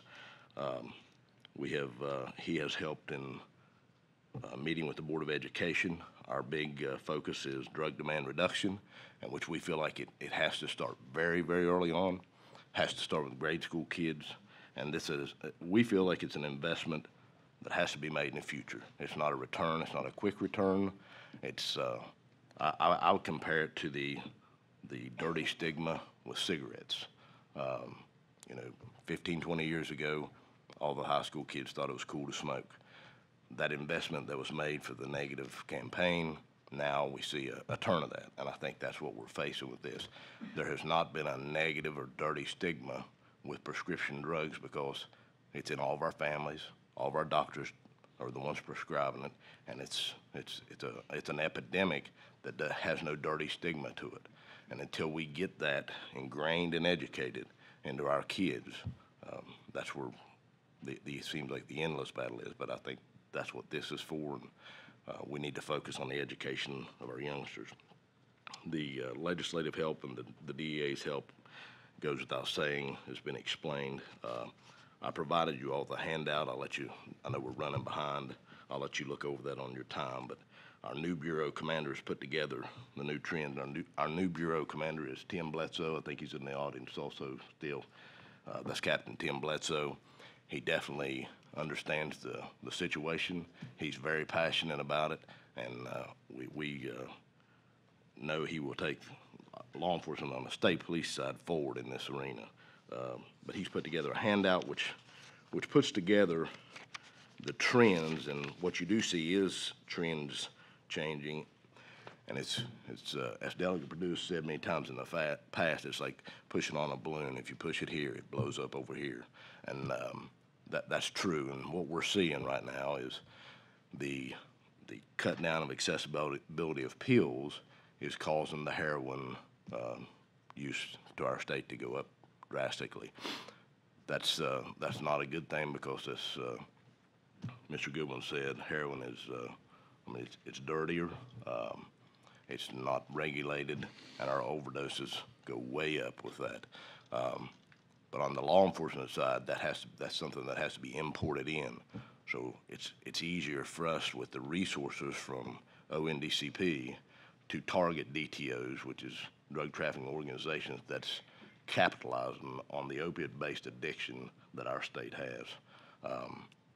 So with that, again, thank you for having me. Thanks for your support, and thank you. Thank you, Kay Bradley. Chris Childs, Cabell County Prosecutor. Thank you, Congressman. I'll be very brief. First of all, because after so many distinguished speakers so far, it's pretty hard to come up with something original to say that hasn't already been said. We're aware of the problem, and yes, we have taken some strides to provide some solutions, but there's still a lot more to be done. Like most things, this really, in a lot of ways, boils down to supply and demand. And Rick, Booth, our law enforcement people, my office, we traditionally attack the supply side, but until we reduce the demand, we're never going to win the battle on the supply side.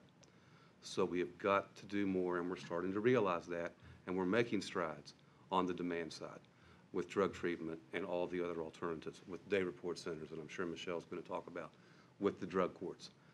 We have a day report center here. We have both adult and juvenile drug courts here. These alternatives work, and we need to fund them better and do more, as well as other drug treatment. We cannot just put everybody in prison and solve the problem. The recent Council on State Governments report is well worth looking at. I hope a lot of those recommendations and solutions are adopted, because I think they provide the framework, with everybody working together and coming from all the different perspectives we're coming from, to really see some progress made in West Virginia. Congressman, Senator, thank you so much for having us. Director Kerlikowske, thank you for being here. And together, we're making progress. We can continue to make a lot more. Thank you, Chris. Skip over to Wyoming County now. Rick State. Thank you. Whoops. Well, having this, I'm reminded first of the celebration or the dedication of the cemetery at Gettysburg. And as many of you know, President Lincoln was not the featured speaker for that. It was another person who spoke for over 2 hours. And he was followed by Lincoln in the Gettysburg Address. And that person wrote the president and said, "I wish that I could say in 5 minutes the essence of what you have captured for our nation in your 5 minutes. And to my good friend from Wayne, I wish that any remarks that I make would capture the essence and passion that you have for this battle that we have and that you fight every day." However, also reminded that when Woodrow Wilson had his stroke, he had had some battles with the Senate and Henry Cabot Lodge. And Senator Lodge went to visit President Wilson and said, "Mr. President, the Senate is praying for you," to which Wilson responded, "Which way?"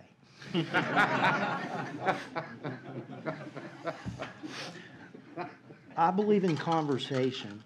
And thanks to these 3 people up here, we began a conversation years ago where we began to gather data and work together, because intuitively and anecdotally, we all knew that we had a problem with prescription drugs. We were hearing of it on the street. We dealt with it through law enforcement, but we had no grip on what kind of problem it was or how pervasive it was within our communities or whether it stretched across boundaries, interstate or intrastate, or just how to do with it. And thanks to the leadership of these three people at the beginning of the table, we began that conversation.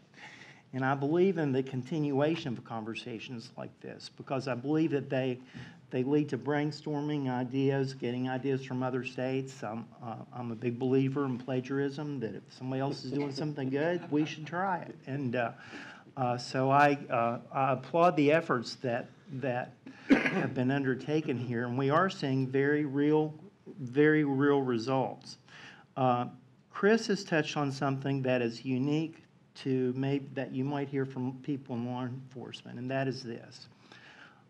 I can prosecute people and put them in jail, and I get slaps on the back at home and good press releases for it and things like that. And if I do my job, I should. And my job is to put dealers away, and I do. And that's part of my job that I don't want to say I relish, but it's part of the function I have as a law enforcement officer to make sure that these people are separated from society. That's the easy part. What you don't see are the people who come to us and say, our daughter is addicted to drugs, and can you separate her from her boyfriend at her house? And I have to say no, because he or she have not committed a crime. And if I want to be honest, I have to go on and say, and if you don't get her away from him, she's going to be dead soon. And those are the conversations that you don't read about in the paper and that I have to have every day and suffer with every day. And the realities that I have to face are standing in front of a judge and saying, Judge, if you don't put this girl in jail, she will die over the weekend. Those are the stark realities that we face because where I live, we are 6 to 8 months waiting on a treatment bed if we can find one. If we can find one. Chris and I have a good friend whose niece became addicted. Her parents took $140,000 from their 401k to treat her. Now, she is a success story, but I worry about the kids who don't have that kind of money, whose parents don't have that kind of money. We would all give everything we have for our children to live, but for some people, everything they have is a penny. And those are the people I worry about. We desperately need treatment facilities in this state. The West Virginia Association of Counties, of which Chris and I are a part, is made up of county officials from all various parts of government. So not just prosecutors or sheriffs. You're talking about county clerks who issue your marriage license, circuit clerks where you go to file a lawsuit, all those people like that. For 3 years running, that association comprised of all these different people has agreed upon one agenda, and that is we need to spend $20 million on substance abuse. That's been one thing that we've agreed upon. The time has come for us to turn the page on what we need to do to help our kids. Because when I hear those stories, when I deal with truant parents who can't get up because they're too addicted to send their kids to school, to murderers who have killed people in a home invasion gone bad because they were trying to get drugs or money to get drugs, I go home and hug my son for no apparent reason. And then he asked me for $20. But the time has come for us to turn the page on the debate from identifying the problem, because we have, and we've done a darn good job of it, and identifying solutions, and we have, and we've done a darn good job of that, to implementing the solutions. And we have not done that yet. I'm confident that we can and that we will, but the time has come for us to begin to do that, and that time is now. And we can only do that if we continue conversations like this and continue to act as one force to try to save our children, because we are losing a generation of people who cannot get jobs. You know, my tutors could not open past 2 for many months because people couldn't test drug-free. Tutors. That's what we're faced with, much less people who work in dangerous industries like mining and things like that. So let's start today and turn the page. That would be my message to all of us. Sheriff Thomas. Thank you, Congressman, and welcome to Huntington, Senator, Director, and the other distinguished panelists here. I will be very brief and agree with the Senator that there is no quick fix. There is no silver bullet. It's just keep digging and trying to lay that track to get this problem solved. And I would just encourage each of the stakeholders that are in this fight, and it is a fight, to be very flexible in dealing with each other. We've talked about the prescription drug aspect with the physicians, and I was directly involved in the Dr. Anita Dawson case. I know personally of 7 or 8 of the people that she helped kill, so with the drug overdoses. And so these problems, when they come to light in the interaction between law enforcement, the pharmacy board, the legislatures to help enact the laws, the prosecutors to prosecute, the federal prosecutors to take them across the street and do things on the federal side of it, we all in our own little neck of the woods need to be flexible enough to deal with each other when we venture over into the arena that the prosecution or the pharmacy board or whatever. We all have to be flexible enough to incorporate, adapt, and change and overcome, because the bad guys are, the criminals are, they do countermeasures to what we put in place to try to stop something. Their whole goal to the really bad ones are to try to figure out how to overcome those. So I would encourage each of us, me and my colleagues in law enforcement, to be very flexible in dealing with each other. And a recommendation would be, in West Virginia, we have 2 different medical boards. When we do find that rare physician that's lost sight of what his job is, the Board of Osteopathic Medicine has one set of rules.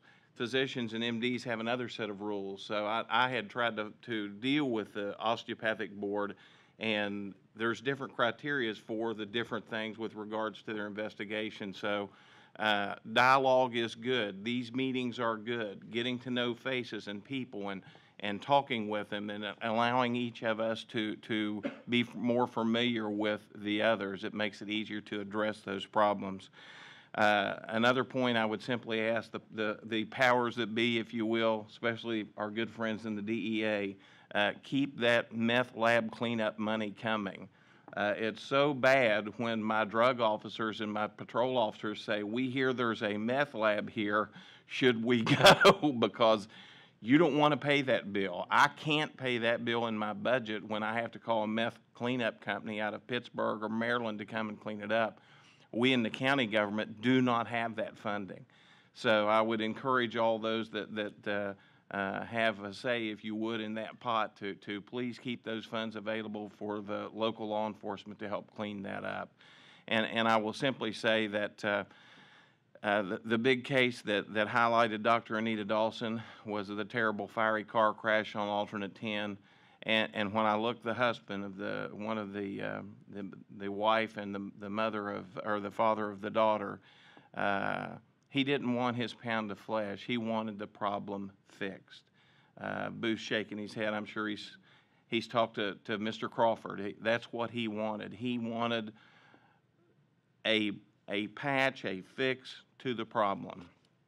And it makes me feel good for him to look me in the eye and say, thank you. I know that you, the prosecutors, the federal prosecutors, have done what you said and run this in. There's many more that we don't get to run that ball in the end zone, if you will, but it sure did feel good to look that one in the eye and help that problem, which is all he asked for inside of him losing his wife and daughter in a fiery car crash caused by a person that was over-medicated from a doctor. So thank you all for coming. Thank the panelists that are here. And again, I hope I'm part of the solution to the problem and not part of the problem in my scheme or my little area of the neighborhood. So thank you. Captain Dow. Thank you, Congressman, Senator, and Director, for the opportunity to talk today. First off, I would like to say that our relationship with Appalachia HIDA and the U.S. Attorney's Office has been instrumental to the successes we have experienced in Huntington. They provide us with the counsel, the tools, and the overtime necessary to do our jobs. It's very much appreciated. We could not do this without them. Additionally, the FBI Violent Crime Task Force, ATF River City Gun Task Force, and DEA Task Force have been godsends to our city. These task forces work diligently day in and day out combating the ever-changing drug trade in Huntington. Chief Holbrook's strategy of cooperation and collaboration with outside agencies has resulted in a much safer Huntington for our residents. We know we can't do this alone. Success is contingent upon partnering with not only law enforcement and government officials, but treatment providers, business leaders, faith-based organizations, and community members. A key element of any successful program, of course, is having the support of the Chief Executive Officer. Mayor Steve Williams shares our philosophy and has been a trustworthy partner whose leadership has been indispensable both on City Council in getting us resources and as now as the mayor. Over the last few years, we have seen the drug of choice shift, as we all know in this room, from crack cocaine to diverted prescription opiate-based drugs and heroin. From 2000 to 2012, we saw the amount of heroin seized just by our DEA task force double from 642 grams to 1,367. The trend isn't slowing down. In the last month alone, we have made heroin and pill seizures on an almost daily basis.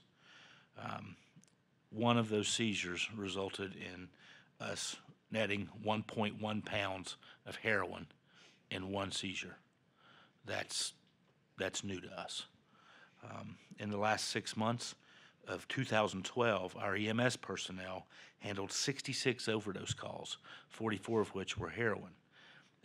As Director Kerlikowske noted, that's much more than shootings and murders. That's 3 a week that we're having.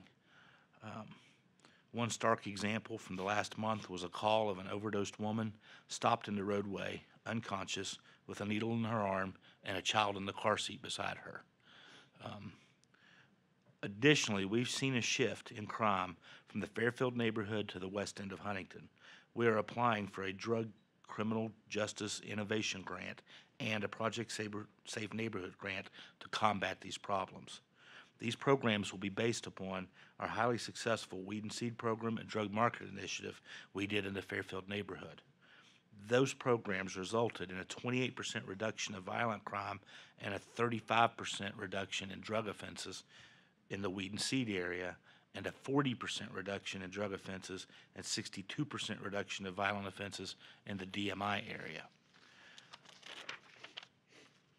We saw a 92.8% increase in residents who rated the police as doing a good job in that neighborhood. And one of those qualitative statistics that we now like to get, vandalism replaced murder and shootings as one of the top 3 issues in the Fairfield neighborhood. That told me something was working. The core element of these programs is partnering with our community members, faith-based organizations, and preventive resources to define and attack the problem. Last year, we began implementing these strategies in the West End and have already realized an 18% reduction in violent crime in that area. We know that these strategies work. We just need the resources to implement them. Thank you, Captain. They're not willing to toot their own horn, but crime is at a 24-year low here in Huntington because of their efforts, and their efforts have been amazing. Thank you.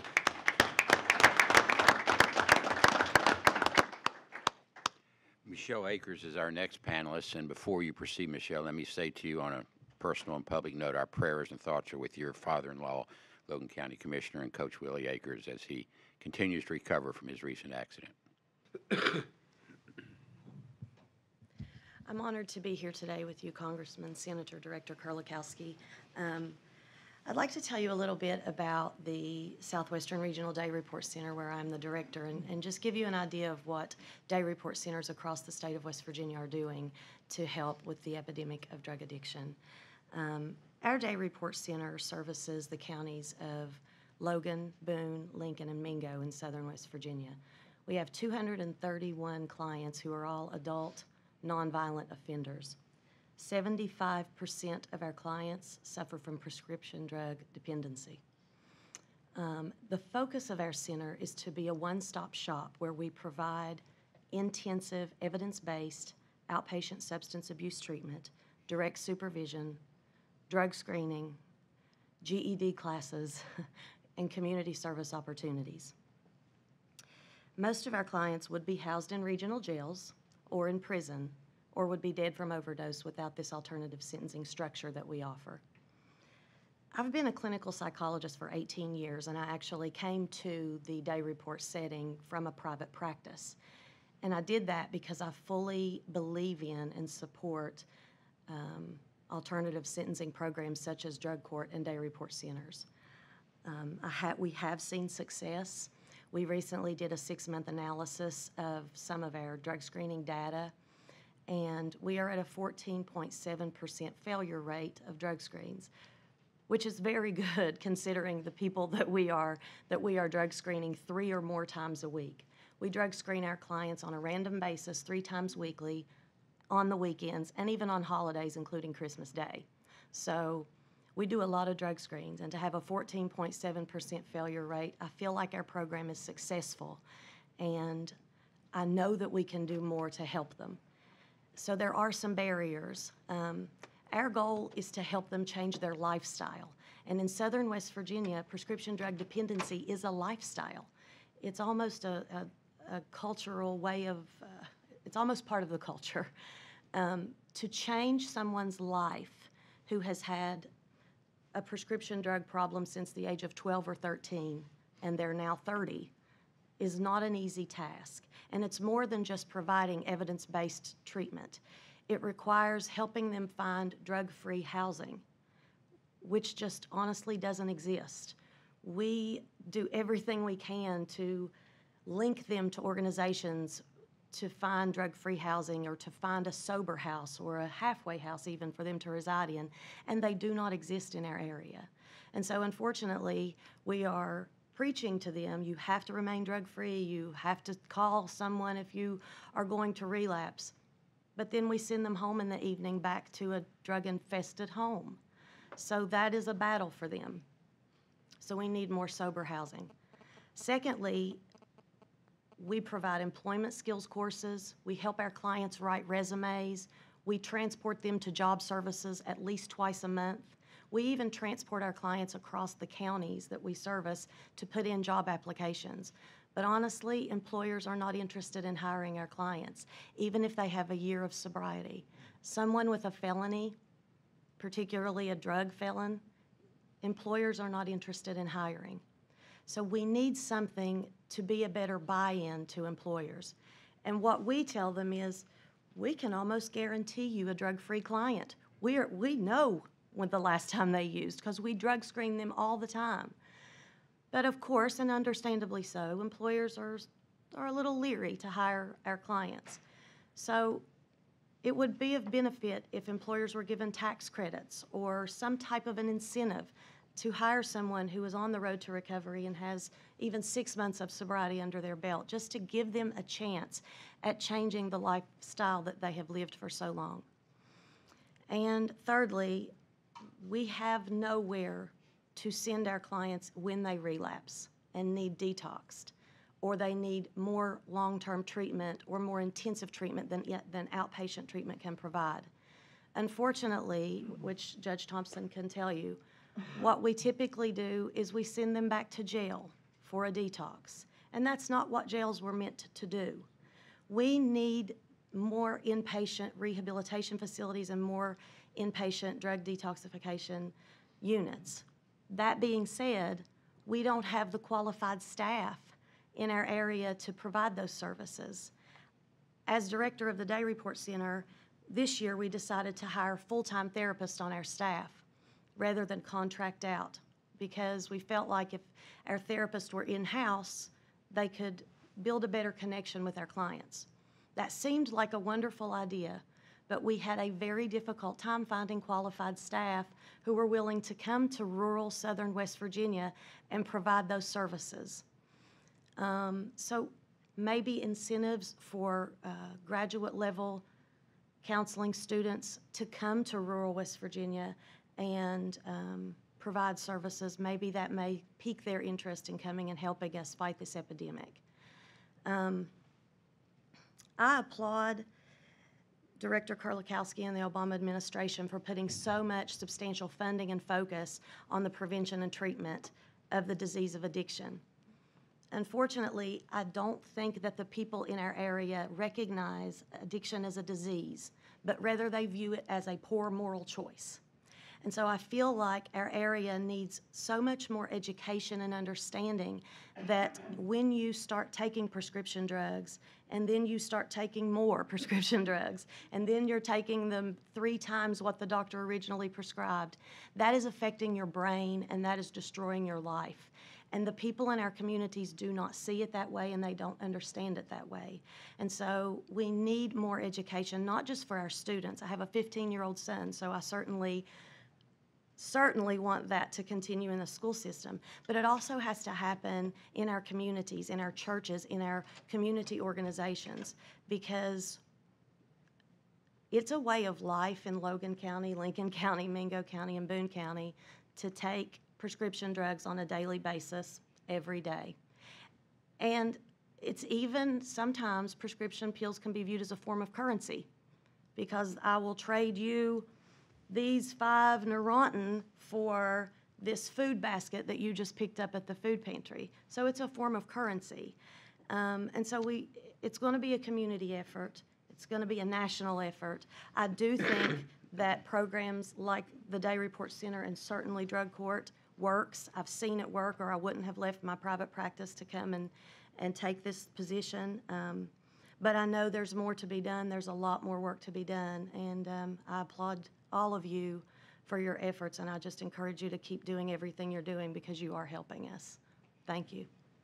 Judge Will Thompson, your praise has been sung a number of times today. That's why we left you to last. Wondering why I was last. I would like to thank Senator Rockefeller, Congressman Rahall, and Director Kerlikowske for giving me the opportunity to be here, and for the fact they are on the forefront of trying to find a solution to our prescription pill problem. I'd also like to thank Booth Goodwin. On a personal note, he's actually going after the dirty doctors, and that was and still remains one of the biggest problems I have in the counties that I'm the judge for. I'm judge for Boone and Lincoln counties. I run both an adult and juvenile drug court. I'm going to talk mainly about the adult drug court today. I've seen the horrors of prescription pill abuse. I've seen young people commit unspeakable acts ranging from house break-ins to murders because of the site seeking out prescription pills.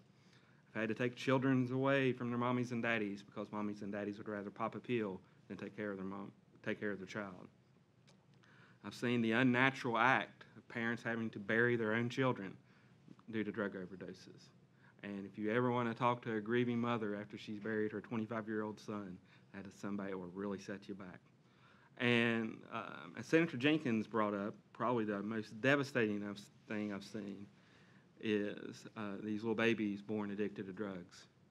I know, as Delegate Perdue said, we're sort of preaching to the choir here, but if everybody needs to ever get reinvigorated about the need to cure the horrors of prescription pill abuse, go to a neonatal unit and see what happens when a child's born, and their first thought in life is not gasping for air, it's the fact that they're addicted to a substance their mother put in them, and that will reinvigorate everybody here into trying to find a solution to the problem. Drug court, the way we do it is it's a treatment-based program. We have it set up through 3 phases. Phase 1, we're trying to basically get the person clean. And sometimes it's very difficult. Some of these people have never been clean since they were 16 years old. And it's a struggle, as Ms. Akers said. Sometimes I have to put people in jail simply to keep them clean. And sometimes that doesn't work even in the jails. Our jails are not necessarily always clean. Phase 2, we start trying to have them focus on their sobriety. with an emphasis on life skills such as education and their career. Phase 3, we focus on their lifelong recovery, their education and their career, where they're going to live. The way we do this, we reward the good behavior, we sanction the bad behavior, such as if you do something good, we'll give you an incentive. The incentive can range as something simple from praise. I've had participants in drug court tell me that nobody's ever gave them a round of applause before. And the fact that I give somebody a round of applause just for something as simple as staying clean for a week, that means a lot to them. Other incentives we give them a day off community service. Sometimes we give them some monetary incentives as well. We also have to sanction. Sometimes I'll have them do writing exercises.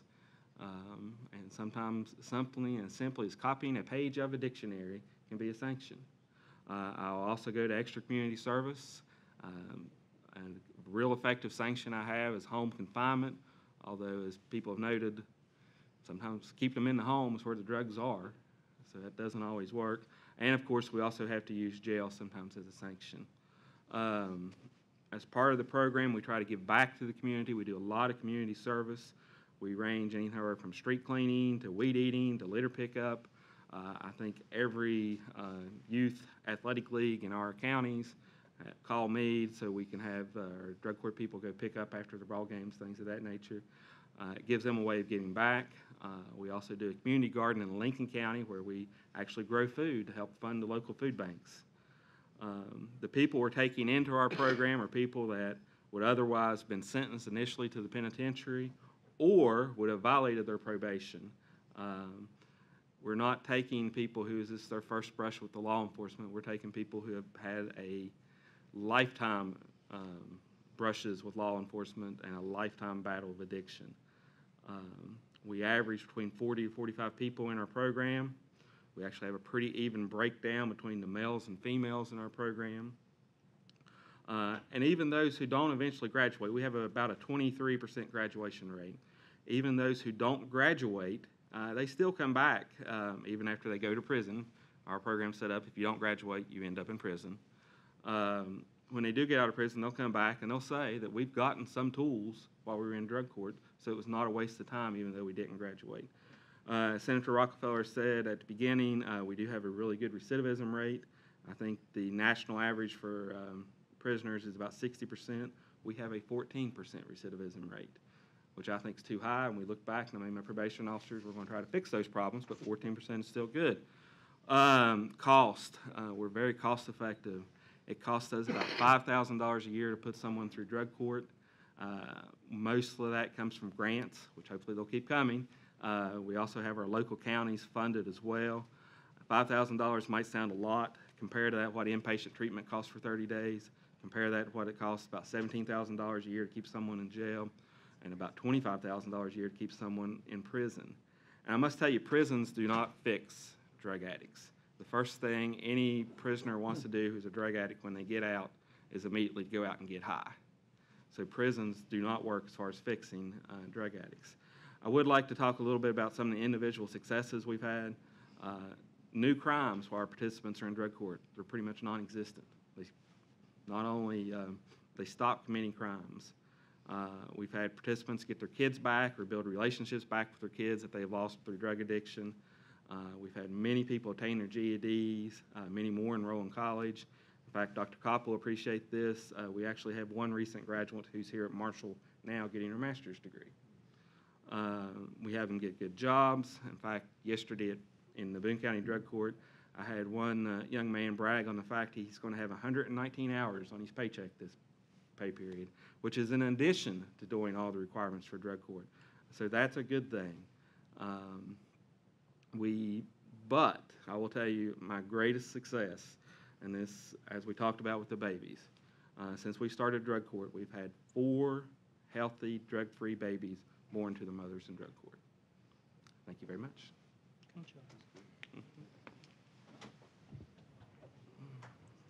Gil Kerlikowske, is this on? It is. I feel, as I told you as I wrote you a little note, I didn't even mention you when I started my remarks, and I'm still feeling badly about that. But I think Cameron's going to forgive me, and I need for you to forgive me. And I'd also like to, because we're going to do this again today. We've done it before. Congressman Rahall and I, separately or together, have done this virtually all over the state. We've done it in many forms. I mean, I was at a meeting last week of violence against women, the act, in other words. And the point of that was I was up in the Eastern Panhandle in Martinsburg, and it was the next day it passed the Senate, and now it goes to the House, where I'm sure that Congressman Rahall is, but it's so, it will vote right, but it's so important that it pass the House, because then the President will sign it into law, and that will be one thing in a day where we're not really getting very much done in Congress, which will be good. That'll be a real record breaker. I want to say one more thing. To show how slow this country can be in reacting to crises, do you know what the first bill that the Congress passed after 9/11? You know what it was? Don, you're going to faint. We had to pass a bill to allow the FBI and the CIA to talk to each other. CIA outside the country, FBI inside the country. We set up these roadblocks, and you've made a mistake, Mr. Chairman, by leaving here, because I'm on. I remember, and I don't say this very much publicly, but I remember once, many years ago, when Sharon and I were living in the house we live in Charleston, where Sharon was by herself, and a woman got in with a gun and threatened to kill her. Now, Sharon's a cool customer, and she was able to somehow work the telephone, 911 or whatever, so that pretty soon law enforcement was arriving in all directions. Now, the FBI came, the municipal folks came, the county folks came, the state folks came, and what happened, this was a long time ago, and when I appointed Harley Mooney, who you'll remember, this is one of the main things I tasked him to try to end, is that there was so much talk about jurisdictional,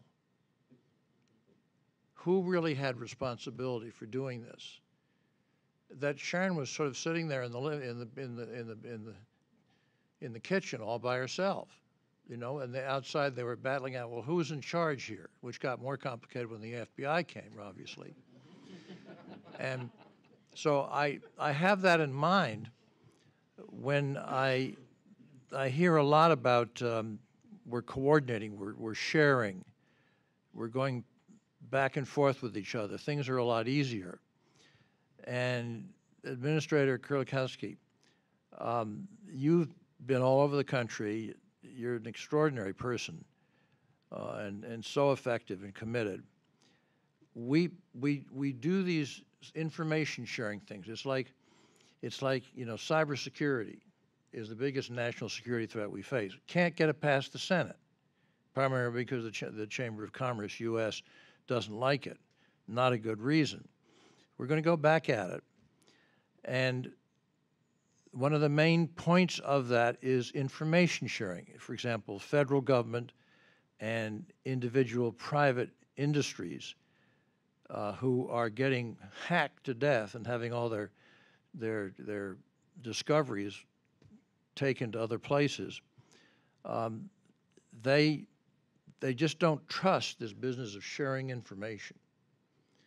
And you can have a law saying you got to share it, but it's different when it comes down to actually doing it. Now, having said that, I'm going to double back on myself, because at that meeting in Martinsburg, there were 50 people in the room, every single one of those people has had that kind of experience, had been battered, abused by husbands, and just throughout their lives. There was one from Calhoun County who had grown up really poor, and she thought, and she told us that she actually felt that growing up poor meant that you got abused.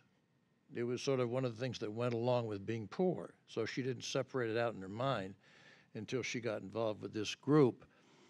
And so change comes slowly. And as somebody who came from another state, which I've forgotten what the place was, but the change does come slowly to Appalachia. Michelle, you mentioned this. It does come slowly. People's habits change slowly. You talk about getting parents to work out relationships with their kids. You talk about such and such cooperating with such and such, and then somebody says, well, you detox a person, and then but the next question I would ask is isn't that person still addicted? And if the person's still addicted, that means you're just waiting for the next sequence of the problem. Now, I just said a couple of random things there, but I'd love to hear your reaction to what you're hearing, and talk about the possibilities for real change to happen, not just the passing of laws, which is important often, but we're faced now with I'm going to vote against the sequester. I suspect I'm going to lose, which means that there's going to be a mindless across-the-board cut, 5% or whatever it is, of every single function of government. The dumbest way to conduct government that have ever been conceived by mankind. My guess is that will take place, and people will begin to see the lack of services which they've counted on. They'll begin to get mad about it.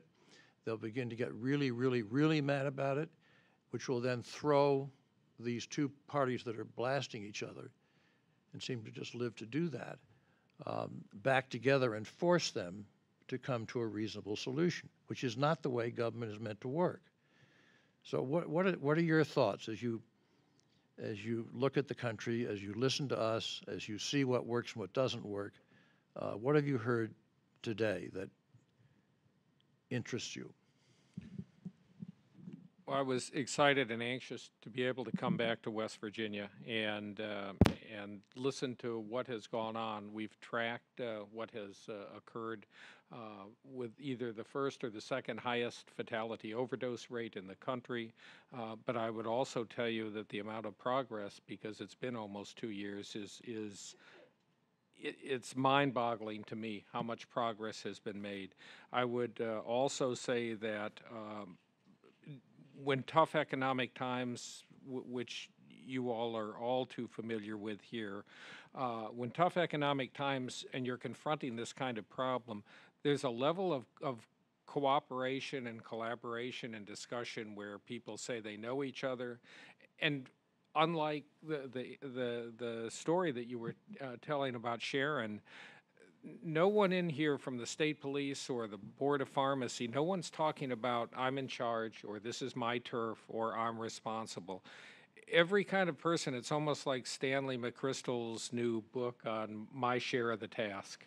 Everybody has accepted and understands the complexity of the problem, and everybody seems to be working together without doing a lot of, I guess, sometimes what we see in Washington, D.C. too much, a lot of this, and applauding themselves.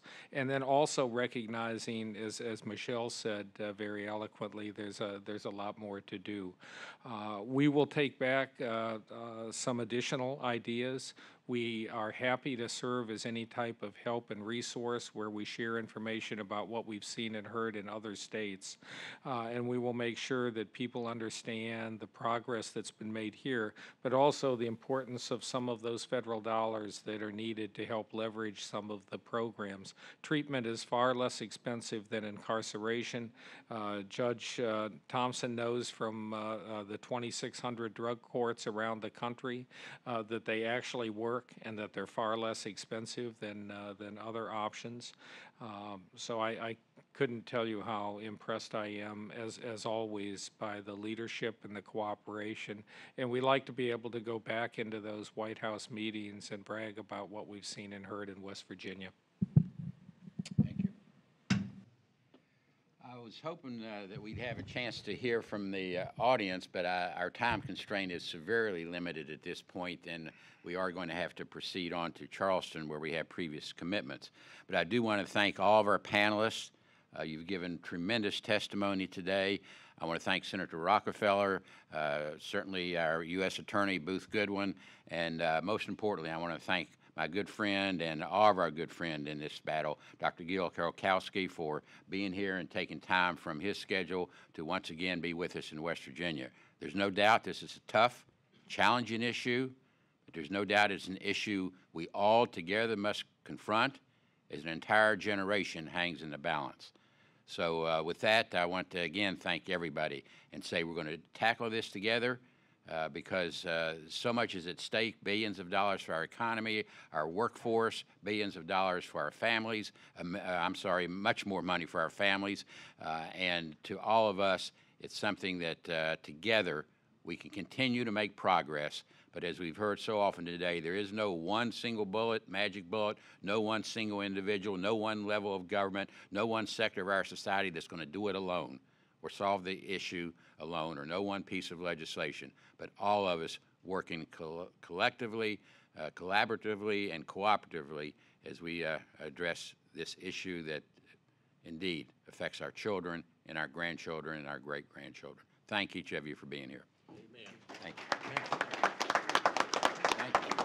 Thank you. Thank you.